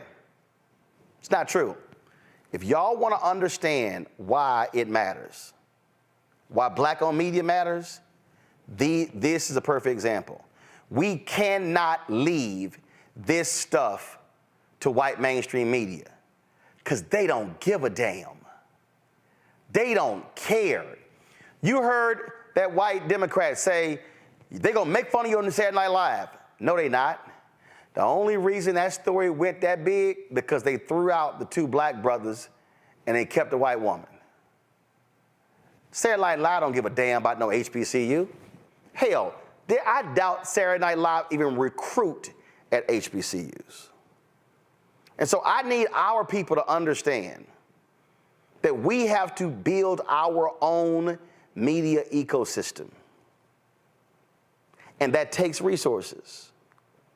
We set this show up. I did not want to charge for subscriptions. And I said, listen, we're going to have a donor program. And I told everybody, I said, listen, we ain't going to send you no hats, T-shirts, mugs, towels, pens. We want all the money to go back into the show. You spend the money on a swag and a postage, hell, you ain't got money left over. And so this is what it's about. Y'all, I'm not lying. Ain't no billionaires, white or black, cutting us any checks. Ain't no millionaires cutting us any checks. We have built this brick by brick, and a lot of y'all have helped. And so when I say we've got to have our own, ain't no white network doing a town hall in Nashville on Monday. And I'm going to tell y'all right now, that's going to cost at a minimum $7,500. And that's on the cheap. That's for travel, hotel, per diem.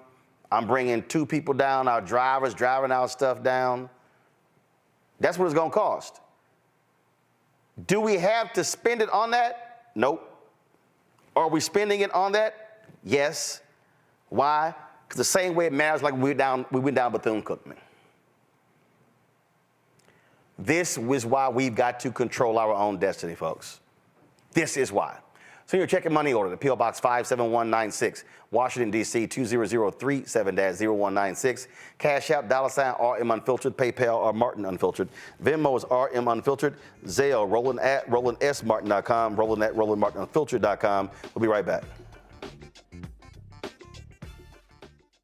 Grow your business or career with Grow with Google's wide range of online courses, digital training, and tools. Gain in-demand job skills with flexible online training programs designed to put you on the fast track to jobs in high-growth fields. No experience is necessary. Learn at your own pace. Complete the online certificate program on your own terms. Stand out to employers, get on a path to in-demand jobs, and connect with top employers who are currently hiring. Take one professional career certificate program or all 6. Earn a Google Career Certificate to prepare for a job in a high-growth field like data analytics, project management, UX design, cybersecurity, and more. All professional career certificate programs must be completed by December 31st, 2024. Scan the QR code to complete the application. There are 1,000 scholarships available. Grow with Google and J. Hood and Associates. Be job ready and qualify for in-demand jobs. Fanbase is pioneering a new era of social media for the creator economy. This next generation social media app with over 600,000 users is raising $17 million, and now is your chance to invest. For details on how to invest, visit startengine.com/fanbase or scan the QR code. Another way we're giving you the freedom to be you without limits.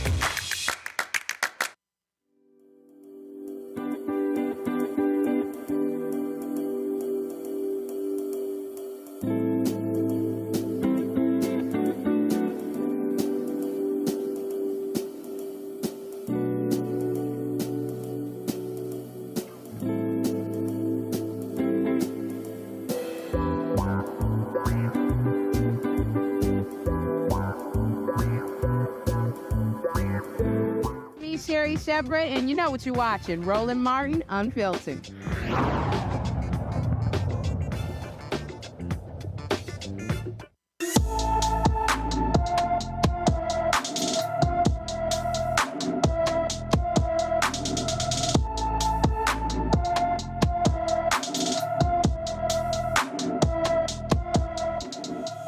Hey, Bill Maher, this is why there's an ebony alert in California. LaShondra Follins has been missing from her Minden, Louisiana home since February 24th. The 17-year-old is 5 feet 5 inches tall, weighs 110 pounds, with black hair and black eyes. Anyone with information about LaShondra Follins is urged to call the Minden, Louisiana Police Department at 318-371-4226, 318-371-4226. Folks, the Lincoln University Alumni Association Board of Directors in Missouri says it has issued a no confidence vote in the leadership of the Lincoln University Board of Curators following the report's release. First of all, they found no evidence of bullying against former Lincoln University Administrator Antoinette Bonnie Candia Bailey. She was the former Vice President for Student Affairs, who wrote a 12-page letter to Lincoln University President John Mosley, the alumni and faculty, accusing the president of bullying and harassment before she died by suicide on January 8th.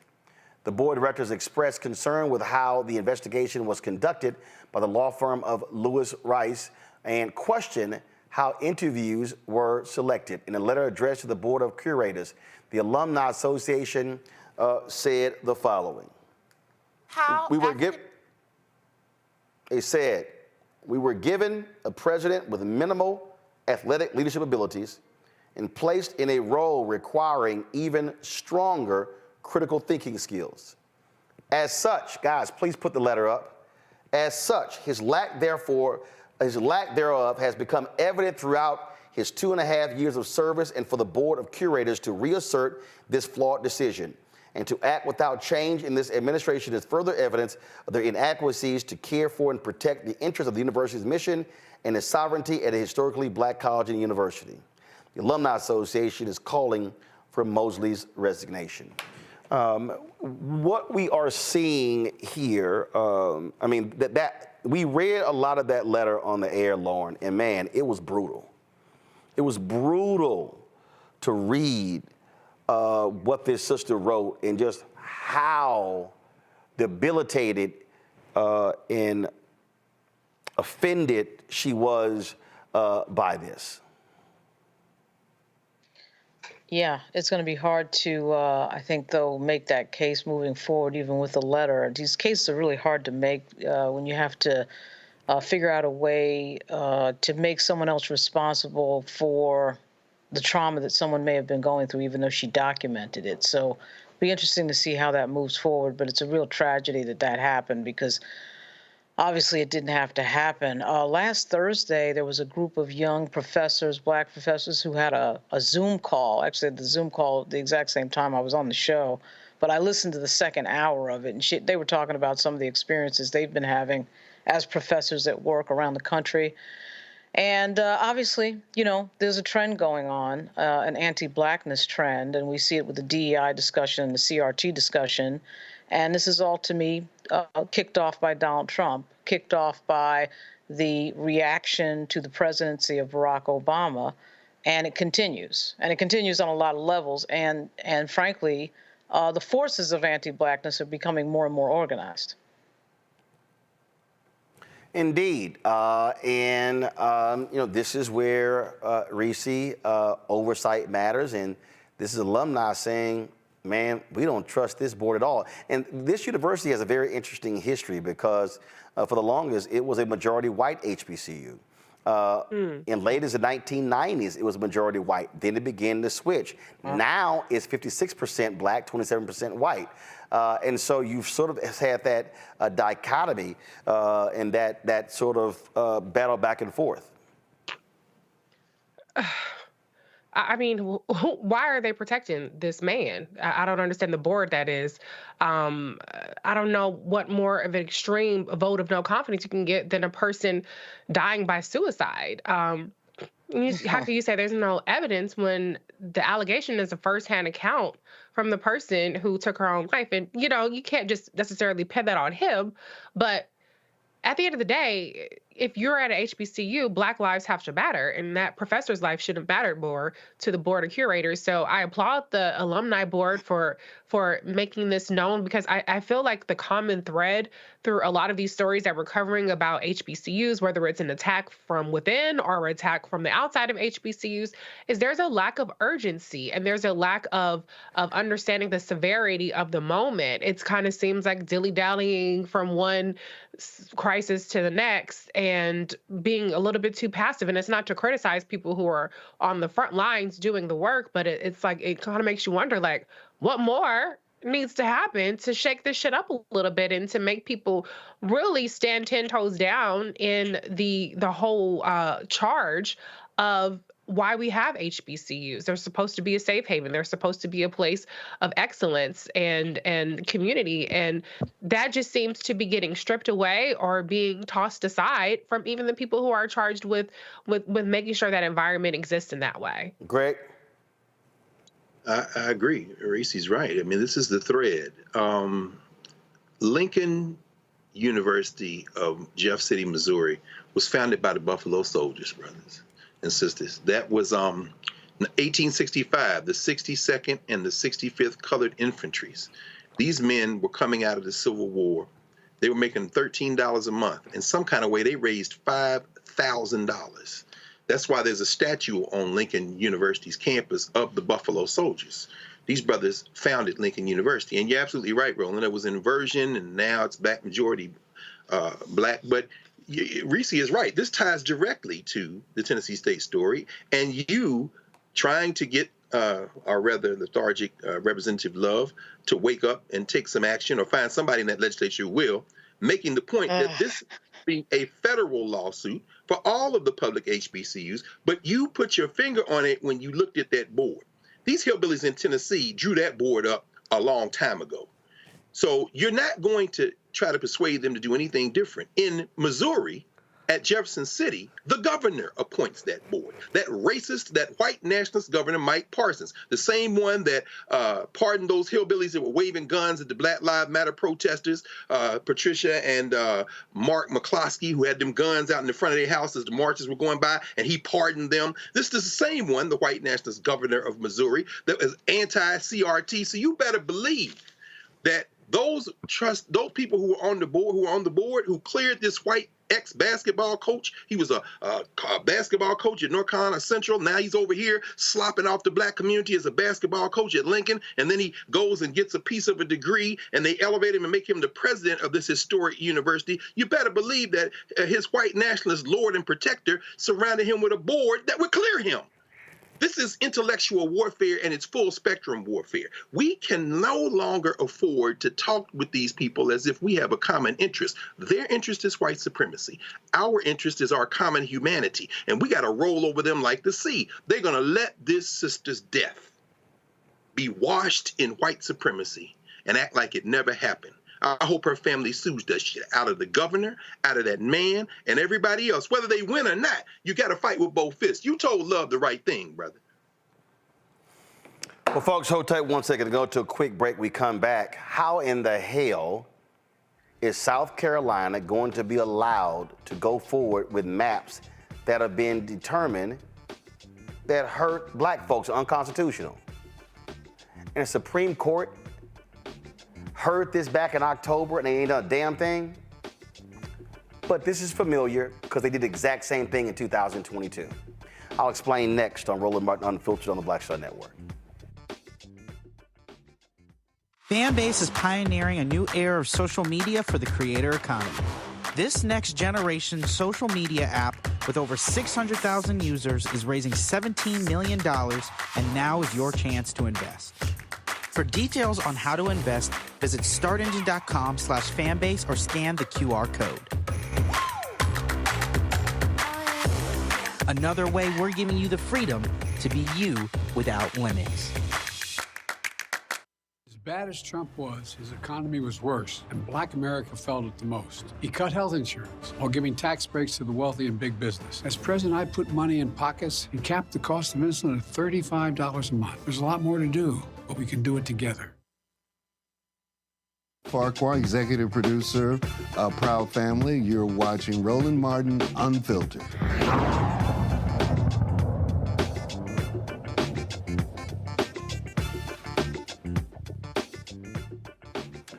Well, folks, this is no shock.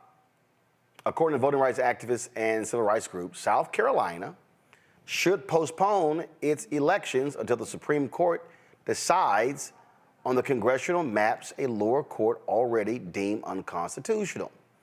Yet, the courts are allowing these maps to be used, which makes no sense whatsoever. John Cusick is an attorney with the NAACP Legal Defense and Educational Fund. He joins us right now.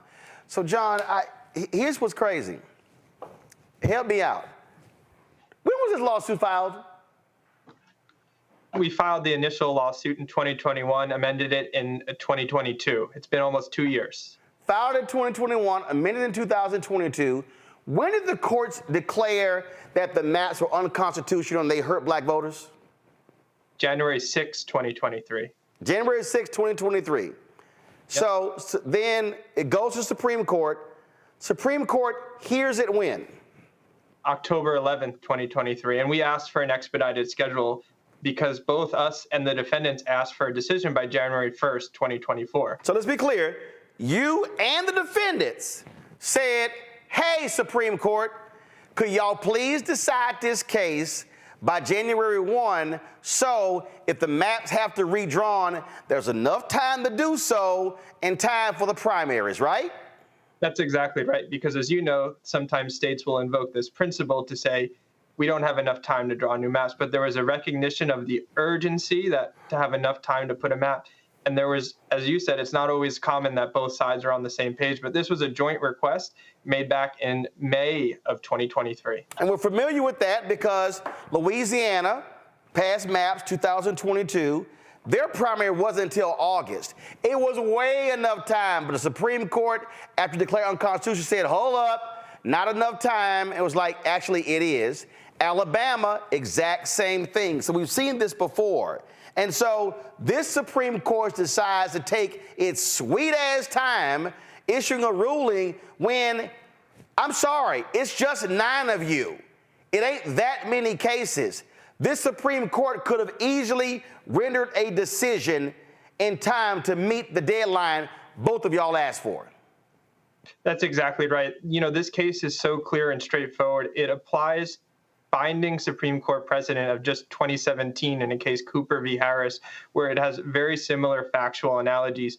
Here in South Carolina, they used their power during the redistricting process to exile more than 30,000 Black Charlestonians out of Congressional District 1 into Congressional District 6. And when the mapmaker was up on the stand, the only thing he could say that there was some sort of common community of interest was an interstate highway all the way to the city of Columbia.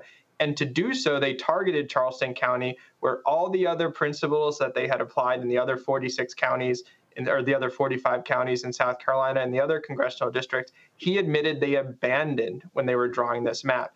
And so they set this racial target to keep it there. To implement that racial target, they abandoned these traditional redistricting principles that had guided all their work. And you see this tremendous disparity of almost 30,000 Black Charlestonians moved out of Congressional District 1 for no reason. So the phrase that we often hear is called cracking and packing. And so really what happened here, they were like, yo, let's move these 30,000 Black people over to Clyburn's district, out of Nancy Mace's district, which made it easier for the Republicans to win, so by moving the Black folks out. Yeah, so they essentially, not during the legislative session, they didn't say that we were doing this for partisan reasons. Even the lead sponsor during the debate said this is not a partisan gerrymander. Then, unfortunately, what has come all too common is that during the litigation strategy after discovery is they start saying this is a political reason. We're doing this for partisan reasons. And, you know, this is unfortunately a American tradition where you see whatever parties in power invoke partisanship as a guise to target Black and brown voters. But the Constitution's clear that partisanship to discriminate. So it's crystal clear that for redistricting purposes, even though you might be able to have partisanship as a goal, you can't do so by targeting and using race in an excessive way as a means even to achieve a legitimate outcome. And that's exactly what happened here. We had expert, unrebutted evidence that showed even when you account for voters of the same party, Black and white voters, Black voters are more likely, even when they're in the same party, to be moved out. And so race, not partisan affiliation, was the only thing to explain this movement in a way where it was the predominant reason. So if the Supreme Court drops a decision on Monday, it's too late for the fall. Well, right now what happened is the lower court, the district court today, said essentially that maps can stay in place for 2024, both the primary and the general election. Now, it's odd that you talked about timing here. The defendants were on notice since February 4th, 2023, that they could not go forward with any maps under Congressional District 1. And the court was also clear at that same time that if for some reason the appellate process and the pending appeal weren't decided by that, they still could not go forward in that. And so you would think that by January 1st, when the Supreme Court didn't issue a decision, defendants would seek to move again for a stay to say keep the maps in place. That didn't happen. Didn't happen in all of January. Didn't happen in February. They waited 9 days before the qualifying deadline for candidates began to seek a stay. And then they moved the Supreme Court, while the district court did not issue a decision, to stay the entire map, even if it's affirmed. And so right now we're in the process of assessing and evaluating that, but that's essentially what's happening right now, is that under the district court's order, maps and this unconstitutional map, even if the Supreme Court affirms, will be in place for the 2024 election. I mean, it just feels like the Supreme Court is essentially putting his thumb on the scale and helping out. And we saw what happened again in 2022. If they had allowed those maps in Louisiana and Alabama to be changed, Democrats could have likely held onto the House, because that's how razor thin these margins are. And you know, that's exactly right. These have national implications. And for our voters and the clients that we represent and the Black voters, you know, the racial gerrymandering harm's clear and immediate. It's impact about everyday life. It's who's being represented. Will those representatives talk about everyday issues, from infrastructure to roads to bridges? And, you know, this is one of the big things of why Charleston, with the significant Black population, advocated to be maintained together as a community of interest, because representatives need to be responsive to those needs. They need to represent those candidates. And here, to the point you mentioned earlier, Roland, they were intentionally cracked to split up and prevent community members from advocating, from aggregating their voices in a way that those folks could not only be held accountable, but for representatives who could be mindful and responsive to the needs of Black community members in Congressional District 1. All right, then. John Cusick, we appreciate it. Thanks a lot. Thank you so much. Take care. Greg, on my Washington Watch show years ago, Cornell Belcher, the pollster, said to Black people, hey, we need to be looking at congressional representation a different way.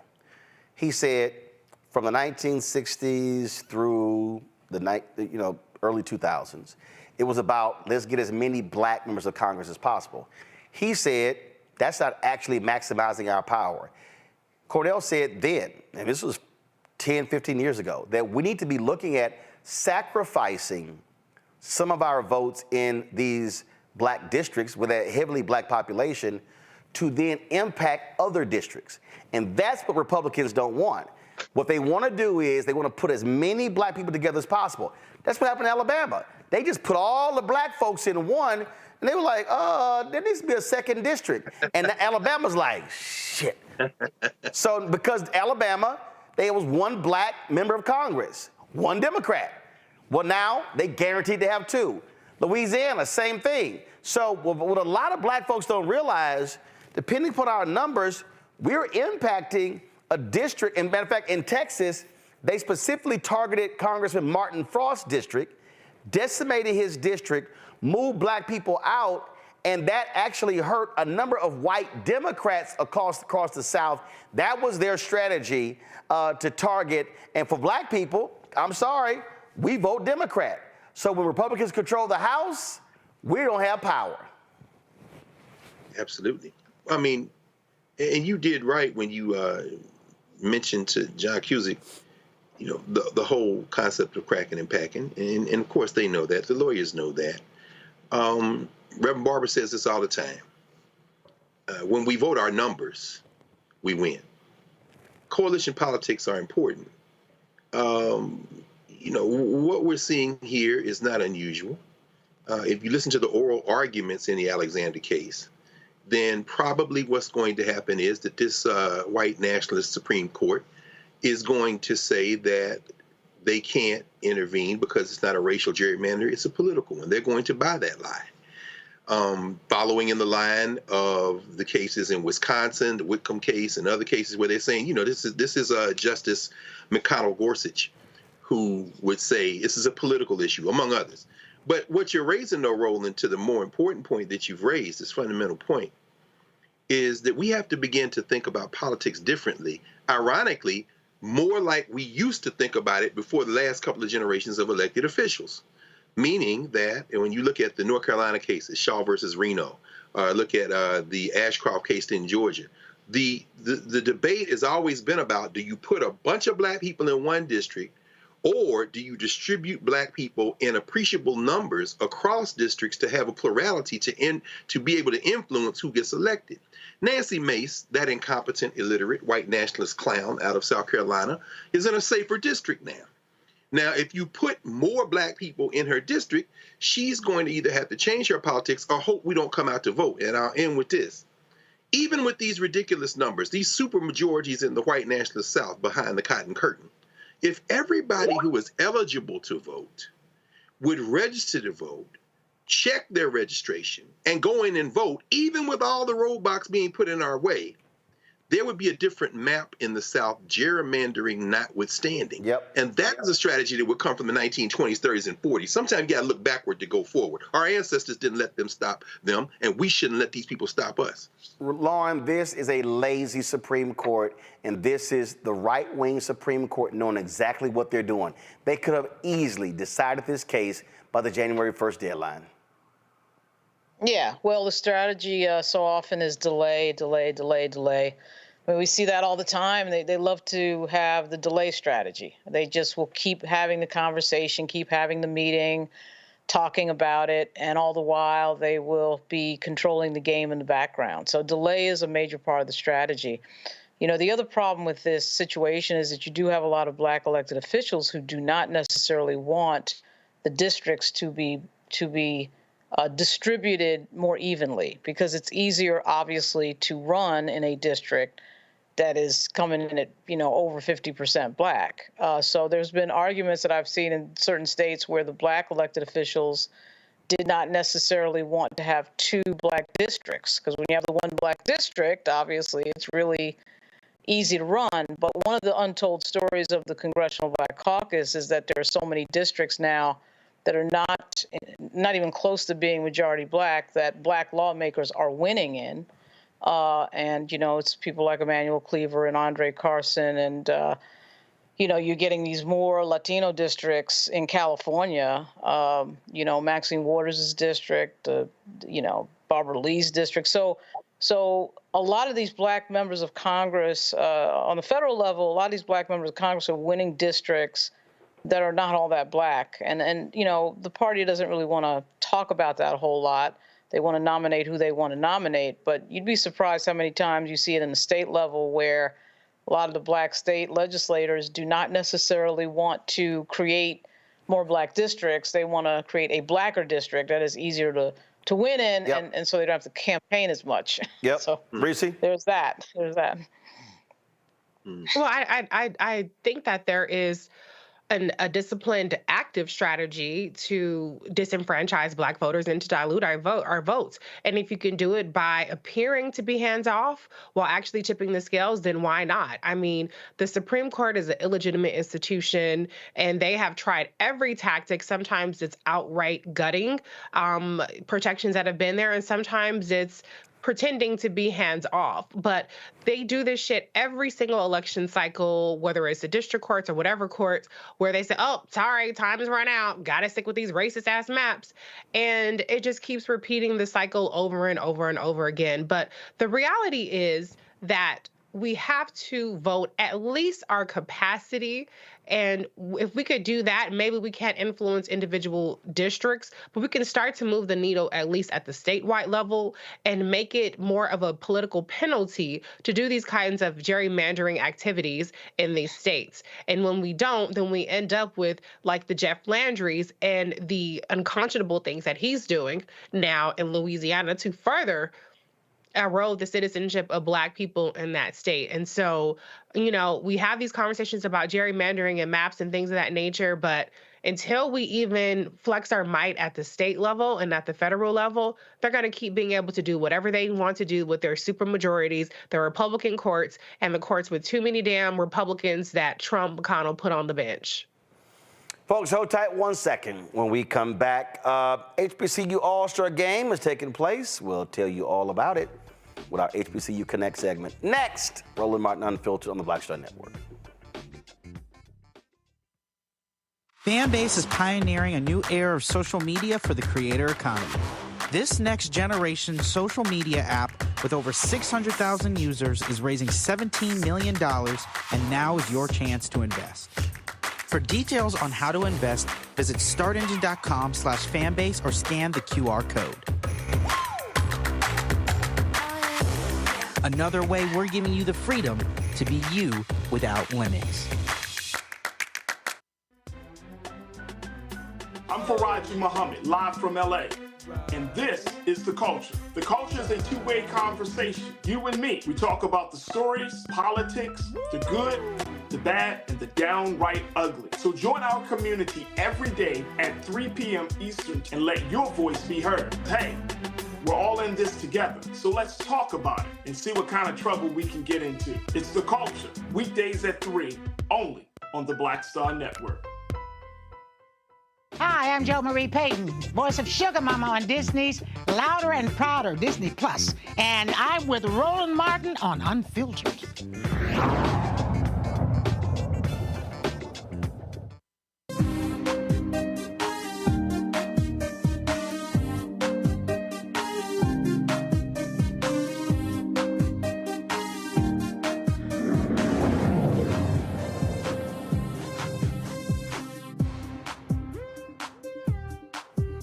On Sunday, April 7th, the third annual HBCU All-Star basketball game will be held at Grand Canyon University in Phoenix, Arizona.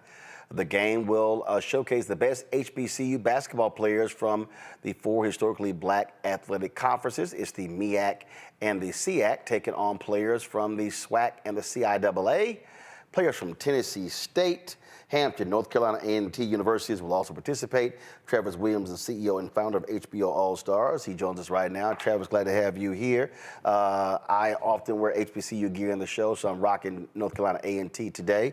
So how did this idea originate? Yeah, thank you for having me on your show first and foremost.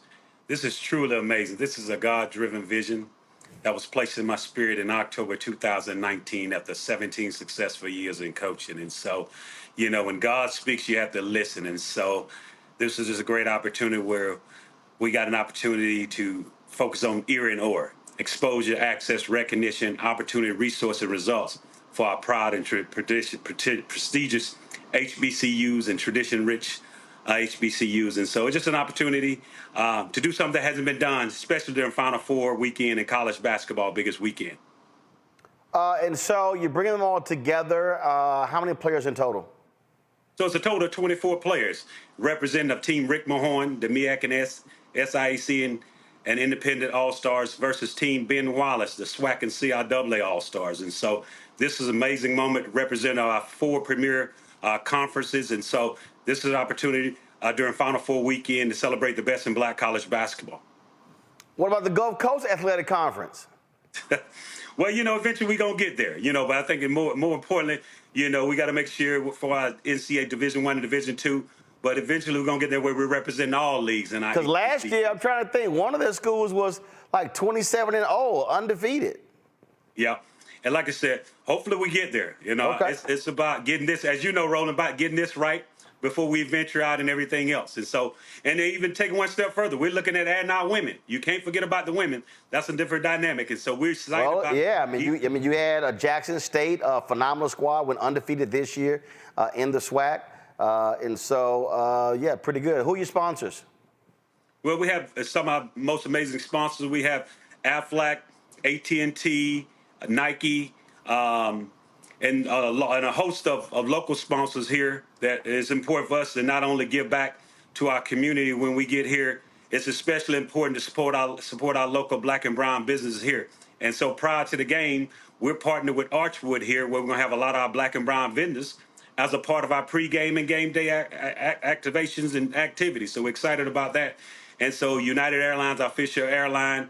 And so there's a host of individuals that are coming in and helping us doing some amazing work here in the Phoenix community. Are the players or the conferences getting compensated? Yep. Well, you know, in the past few years, we've been able to offer scholarships, you know, donations to support all of our conferences. You know, this year, we invited all of our HBCU presidents to participate. We hopefully pretty much the majority of them come. During the halftime, we want to be able to present them a $50,000 check to support their HBCU All-Star Scholarship initiative. 50,000 each? No, 50,000 represent of each conference. Eventually, we'll get to the point where we're able to do that. So you're saying so you can present $200,000 in scholarships because you got 4 conferences? No, this is for the HBCU presidents. HBCU presidents that we're bringing in just to be able to support some of their scholarship initiatives on their campus. We're not there yet, but hopefully we get there. This is only year 2 of year 3 of our event. 50,000 total in scholarships. Yeah, represent about 49 HBC. So, Roland, we have 49 HBCUs, 49 represent HBCUs, 65 HBCU Allstars, and we selected the top 24. So we want to make sure that we support some of their initiatives there on their campus, and we want them in attendance and being able to. This is just the first beginning of getting this started. All right, questions for the panel. Greg, you first. Thank you, Roland, and thank you, Brother Williams, for including A&T, since Roland is rocking it today, and Tennessee State, and Hampton as well for those folks who have chased after the white conferences. I'm glad you didn't forget about us. But I'm interested in this award ceremony y'all going to have at the George Washington Carver Museum. Could you talk a little bit about that, and what's the objective at the award ceremony? I think it's more importantly, like I said, this is an opportunity for us to recognize these top 24 players. Like I said, this is an exclusive group of the top players in black college basketball, and I think, we want to put the national spotlight on them. And just take it back. You think about it, there's 350 NBA players, 30 NBA teams, 450 NBA players, 30 NBA teams, and there's only one current active HBCU player. That's Robert Covington, who played for me at Tennessee State. So I think the most important part, we recognize these outstanding young men for accomplishments during their 23-24 basketball season. And so this is an opportunity for us. When they get here on Wednesday, April the 3rd, next week, we get an opportunity to shine this national spotlight and recognize the great work they're doing on and off the basketball court. But more importantly, at the George Washington Carver Museum, this is a high school that was founded for African Americans here in the Phoenix community. And so we wanted to be able to shine a national spotlight on this location and being able to support some of their outreach initiatives and get folks over there and checking out the amazing history that is at George Washington Carver Museum. If you're ever in Phoenix, this is an amazing facility with a lot of rich history and celebration of African Americans' history. Reese? Thanks, Coach. Mr. Williams, I'm curious, with this being an HBCU All-Star, what about HBCU cheerleaders or band members? Are they going to get a chance to kind of show their spirit at this game? Of course, and I'm glad you asked that question. This game is about the entire HBCU experience. And so as you all know, the HBCUs don't exist out here. And so we have the Clark Atlanta University Band that will be here representing. Also, we have the Morehouse College Spelman cheerleaders. And so we will have a little bit of that Atlanta AU Center that's represented here in Phoenix. And so we're truly excited for Clark Atlanta University and Morehouse College representing our band, our cheerleaders, our dance team. Just a truly exciting moment to bring the entire HBCU experience to this part of the region, part of the country that it doesn't exist. Yes. Lauren. Is there anybody from Virginia, any of the All-Stars from Norfolk State or Virginia State? Well, Norfolk State, I'm glad you asked. Bertrand, he was the sixth man of the year this year. And so we're excited. Coach Robert Jones has done an amazing job at Norfolk State University. But all these players that are represented, like I said, we got players that are represented from a number of HBCUs, North Carolina Central, Benedict, Norfolk State, Clark Atlanta, Tennessee State. A lot of these players that are represented are all conference players or player of the years in their respective conferences. And so we have an HBCU All-Stars national scouting staff with close to 150 years of experience that's had an opportunity throughout this year to watch these guys in person, on television, up close, and really get an opportunity to recruit and scout. These are former HBCU head coaches, associate head coaches that have been in the trenches and understand our HBCU basketball culture. So trust me, we are truly, truly excited about this game in less than 11 days. And so, yes. All right, then. Where can people go to get more information? Yeah, you can go to HBCUAllStarGame.com. Tickets are selling fast. There's only a few remaining. We encourage you. Get your tickets now. You do not want to be on the outside looking in for this historic game. And you can follow us on all social media platforms, HBCU All-Star Game, HBCU All-Stars LLC. You can follow me at Travis L. Williams 24. Get your tickets now. You do not want to be on the outside looking in. And just like I said, the game is important, but all of our outreach and things that we're able to do to impact the community here in Phoenix, we are truly, truly excited about being able to put on this HBCU All-Star Game celebrating Black excellence, Black history, and Black cultural experiences at the highest level. All right, Travis, we appreciate it. Thanks a lot. Yeah, thank you for having me on your show. All right, y'all. Tomorrow, it's B-Day. We'll explain that next on Roland Martin Unfiltered on the Black Star Network. Terry and I, we couldn't play in the white clubs in Minnesota. It felt like such a, strength through adversity type moment that I think black people just have to go through.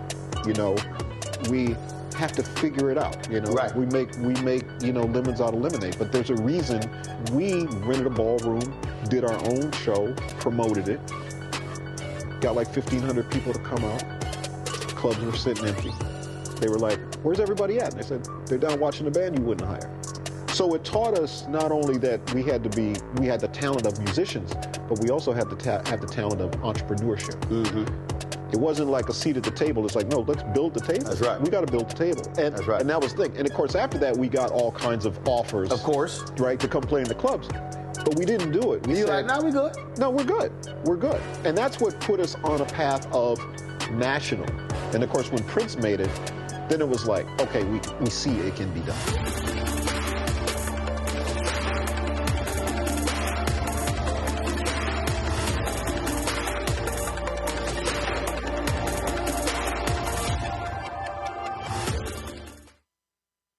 Smith, creator and executive producer of the Proud Family, Louder and Prouder, and you're watching Roland Martin Unfiltered.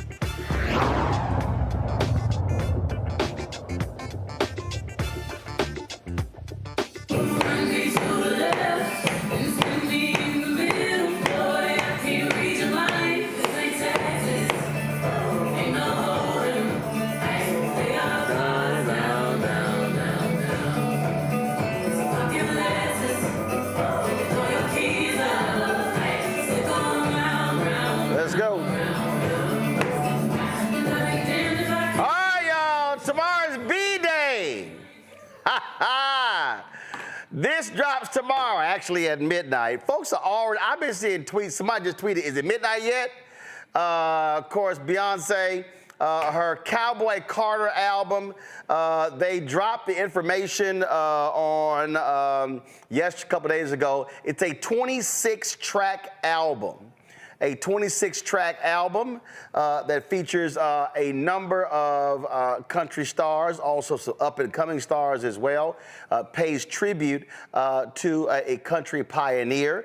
And you might remember Beyonce released that long post that she talked about after her experience at the Country Music Awards in 2016, how caused her to dig a little deeper, and now she's come back. Matter of fact, I'm calling this the big payback. She's like, oh, you racist ass white folks. Y'all showed your ass. I'ma show you. And I came back. She dropped Texas Hold'em, became the number one hot country song in the album. Now it's gonna be total 26 tracks. She said this is not a country album, it's a Beyonce album, but it's gonna be a whole lot of black folk Reese walking around with cowboy hats. Yeah, that's the Beyonce effect. I mean, I hope that it's as good as her Renaissance album, which got me through writing 2 books, a whole summer, and a whole host of things. I hope that it's a moment for her. I'm going to wait and see how I feel about it when I hear it. But, country isn't normally really my thing, so we'll see if it's giving more Beyonce or country for me. Your ass gonna be listening to Beyonce country. I don't know who you think you fronting. I'm you gon' Somebody posted this photo on Twitter. That was funny as hell when I saw this one. I thought this one was funny right here. A big cowboy hat sitting on top of the Empire State Building. Lauren, it's gonna be real interesting. And I'm telling you, I love how these folk are shook up already. There were some country stations that actually refused to play Texas Hold'em. And man, when they put that on Twitter, the Beehive lost their mind. And the country station was like, hold up, we played it at 4 o'clock. Like they got so many calls in a couple of hours. They were like, yeah, we played it at 4 o'clock, calm down. Yeah, there's no way that this thing is going to go immediately to number 1. There's no way it's not going to make a ton of money. And just reading the track listing, the fact that she's covering the Beatles song Blackbird, and she's got some track on here called Desert Eagle, which I have a sneaking suspicion is going to be a good song just from the title. But no, she doesn't really know how to fail, so that's a great thing. And I like the fact she's doing country. As a big Ray Charles fan, one of his best albums was a country album, because Ray Charles, of course, can sing anything, any genre, anytime, any place. But I think Beyonce, I'm glad she's doing this. It returns the genre to, I think, its natural roots in a lot of ways. And it's going to be a lot of fun, and I'm going to be hovering. I'm going to be hovering at midnight to download it right away. And I think, I don't know. I think that this type of entertainment, music, is one of the greatest things. It's one of the greatest uniting forces. And I think that's the effect that she's going to have. We'll see. I mean, whoever wants to get bitter, they just want to be bitter. Who cares? But I think her talent and this move is going to be very enjoyable. Greg, can I jump in? Yeah, go ahead. Go ahead. Because I'm hoping that it will be a uniting factor, because with all that we have going on, I do not have time for Beyonce's country album to be a civil rights issue. Like, we have gerrymandering, HBCUs under siege. We got every other real fucking issue on the planet. And so I really don't have the capacity to be outraged over whatever white person is fucking with Beyonce and don't like her song. No, hell no, Reese. I need some country white tears, Reese. Oh no, I want them to see this photo right here, Greg, and lose their damn mind. I want them to get smacked in the face with black country history. In fact, Greg, one of the tracks is called The Linda Martell Show. She was the first African-American to play the Opry. Yes. So she's paying tribute. Not only is she paying tribute to pioneers, apparently she's also going to have new country artists on here as well, and using her fame to bring them a lot of attention too. No question. I'm an agnostic when it comes to Miss Carter Knowles. Knowles Carter. I don't really have a dog in the fight. And I grew up in Nashville, so Charlie Pride, Ray Charles, as you say, Modern Sounds and Country and Western, that double album. And then Ray Charles recorded with everybody from Willie Nelson to Seven Spanish Angels. I mean, you start thinking about the country roots. But we know that the roots of that music is the blues. And we know that from that foundation, which came out of Africa, the blue note, the use of those stringed instruments, the narratives that were put there, even the rhythm structures, that then fed the root that became what we call rock and roll. Once Muddy Waters and them boys started sticking electric cord into their guitars coming out of Mississippi and places like that. So, Beyonce, I don't know that she's returning something to the roots as much as she is to co-sign with you, Reese. Beyonce, and to say, what you said, Lauren, she doesn't know how to fail. She's a master marketer. Beyonce could record the theme to Sesame Street and it would go to #1. It takes an astute ability to do that. I really don't have a dog in the fight. If some white racist heads explode, hey, that's a bonus. But but the only other thing I would say is I think every cultural creator, musicians, artists, performers of any type, really reflect the age in which they are recording more than anything. So I probably won't be up listening to Beyonce, but in that country music spirit, taking me back to my roots, I might go put on some of the man from Slab Fork, West Virginia, a little Bill Withers, and listen to somebody with a feel that would be a little bit closer to country, perhaps, than Miss Knowles. Okay, but hey, good luck. All right. So what Bill Withers song do you think is close to being a country song? All of them. See, it depends on how you define country music. See, the genres are defined by the commodity, how you're moving the weight. But if you listen to I Can't Write Left-Handed, if you listen to Who Is He and What Is He to You, if you listen to Better Off, without her. I mean, Bill Withers is singing country, man. And then when you listen to his interviews, see, the question of country music, when you start talking about the blue note, that kind of in between. So when you hear Ray Charles, there was 7 Spanish angels and they all loved the sun. It's a blue note. By that reference, you can disaggregate the music. I don't look at the genres like those. That's why they're fighting. They're not fighting over the content of the music. Right. They're fighting over how you move the commodity. That's why they want to keep her off the country charts, because it's going to explode, and that's going to be the problem. So this is what she posted on Instagram: Cowboy Carter and the Rodeo Chitlin Circuit, American Requiem, Blackbird, 16 Carats, Protector,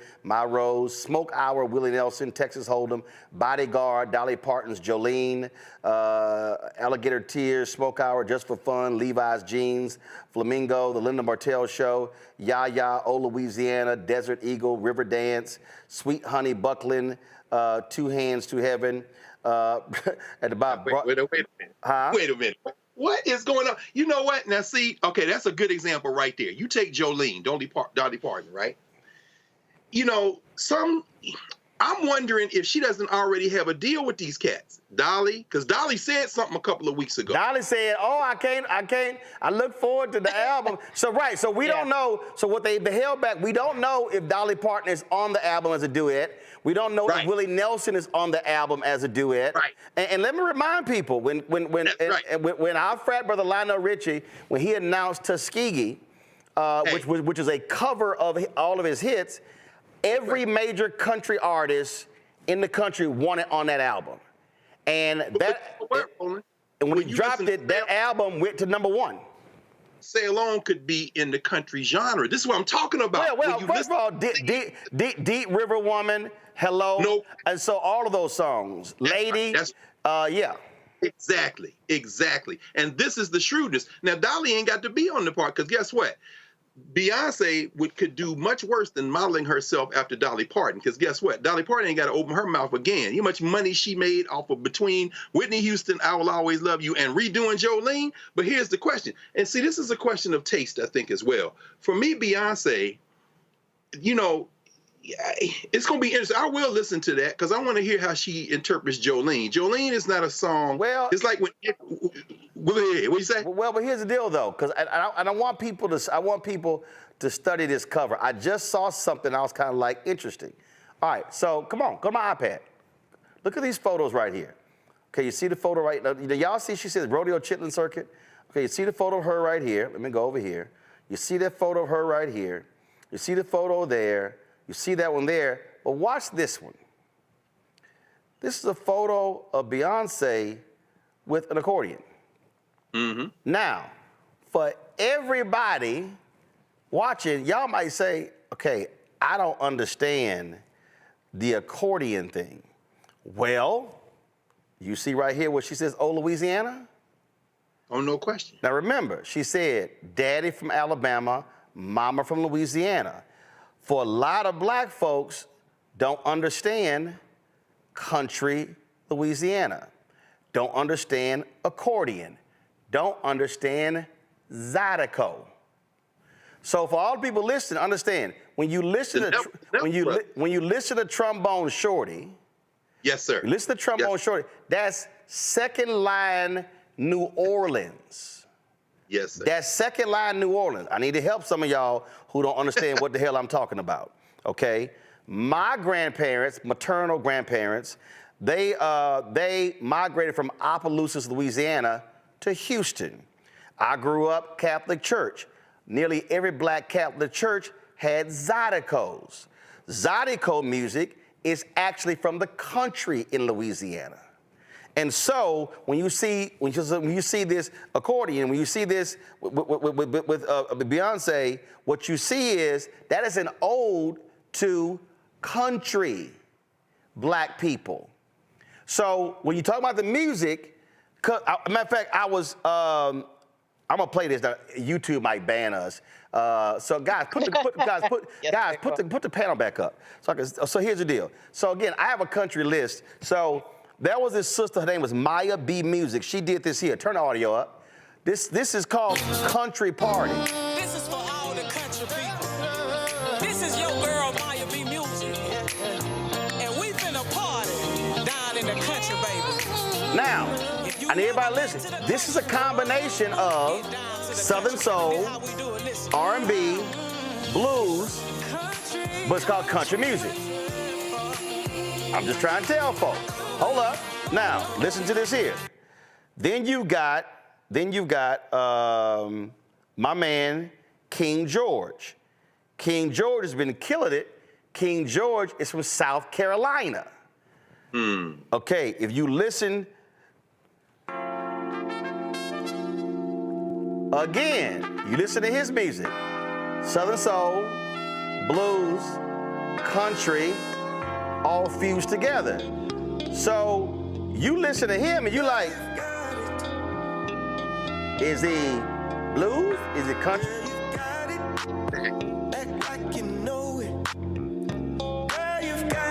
Look at Reese. Reese like.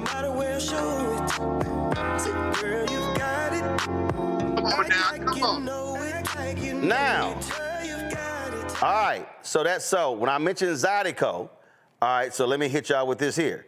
Again, this is when you talk about country. See, now, Rebirth Brass Band, that's at second line New Orleans. This is that.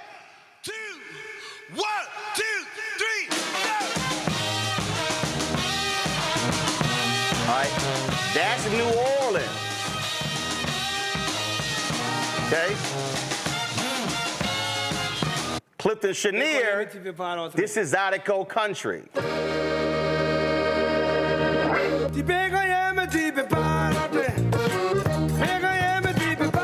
You got Creole influence, country. Then, of course, you got Bojack, give him cornbread.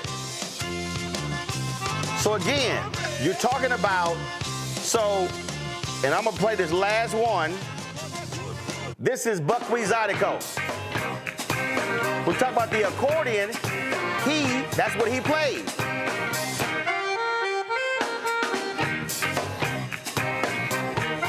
So, here's what I hope actually happens when the album drops.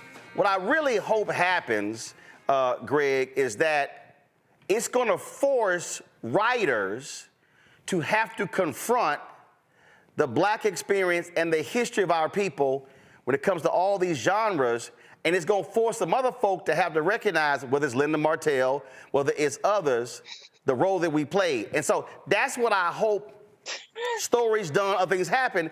And then I hope there are Black people who go, damn, we did all that? Yes. We didn't just do Motown, didn't just do Philadelphia Sound, didn't just do, Chuck Berry, Little Richard, Count Basie, Duke Ellington, Fats Domino. At the reality of Black people, we in everybody's music, because it's ours. We already know that. No, we don't. We already know that we dominate. We know that we dominate music better than anybody in this world. I'm with Reese. They need this to be a civil rights moment. No, Lauren, no. Lauren, you missed what I said. And that's it. No, Lauren, you missed what I said. No, I didn't. Yes, you did.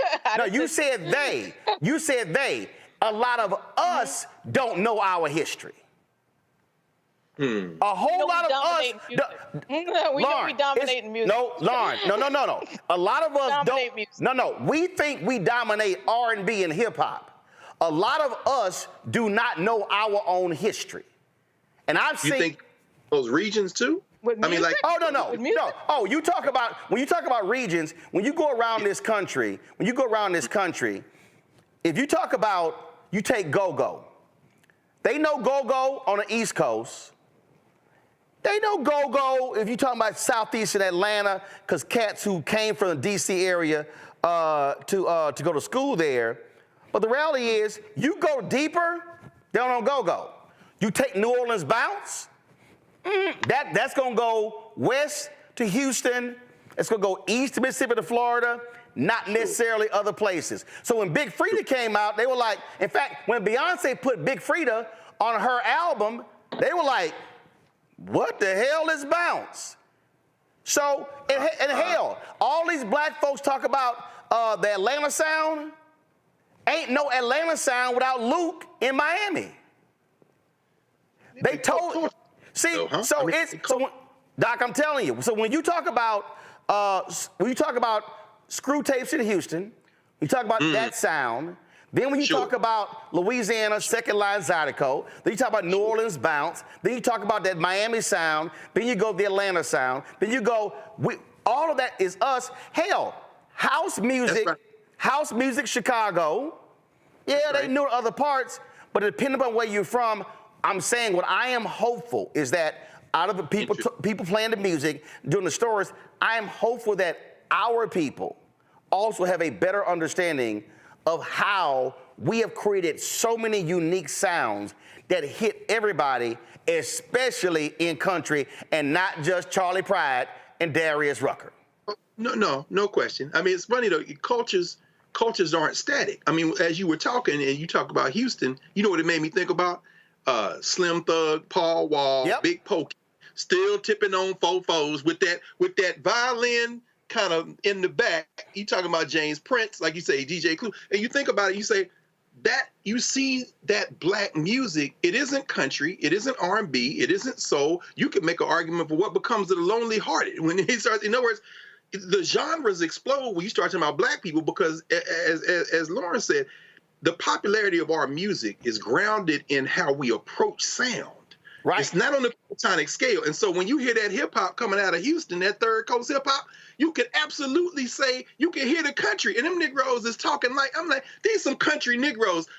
They've destroyed the genre. So when Lil Nas X comes up and well, I'm gonna take my old town road, it drove them white people crazy because they can't. No, we will take any song and flip it. So you make your point, man. That's right.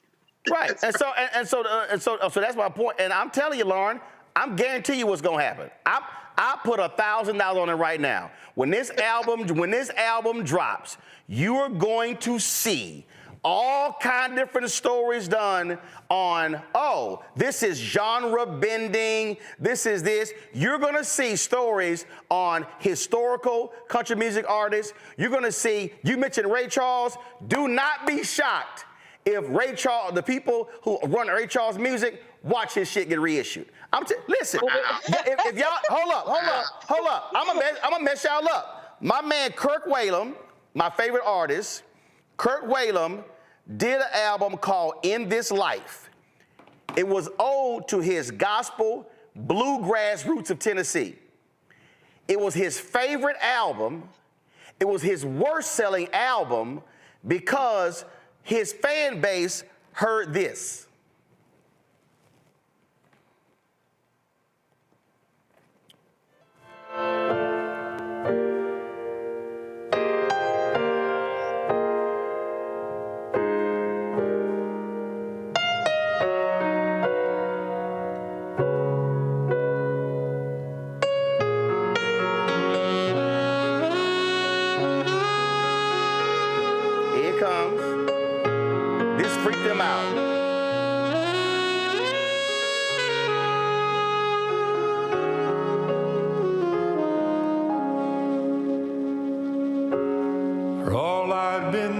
With in this life,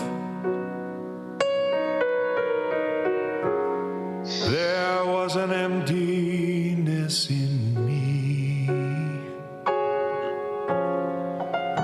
I was imprisoned by the power of gold. With one honest touch, you set me free. So I sent Kirk a text. I said, I know, man, you should reissue. He said, and you know, I've actually been thinking about it because it was issued as a jazz album. He's thinking about having it reissued as a country album. She will, whatever happens, she will dominate. I don't care what anybody writes. I don't care what anybody says. I don't care what anybody's opinion is. We dominate this art like crazy. We've created four genres, right? Hip hop, rap, trap, jazz, blues, and of course blues is rock and roll. And Chuck Berry is the king of rock and roll. No, baby, hold on. You gotta add. What will happen? No. You got it's way more than four, Lauren. You forgot gospel. Hell, you forgot gospel.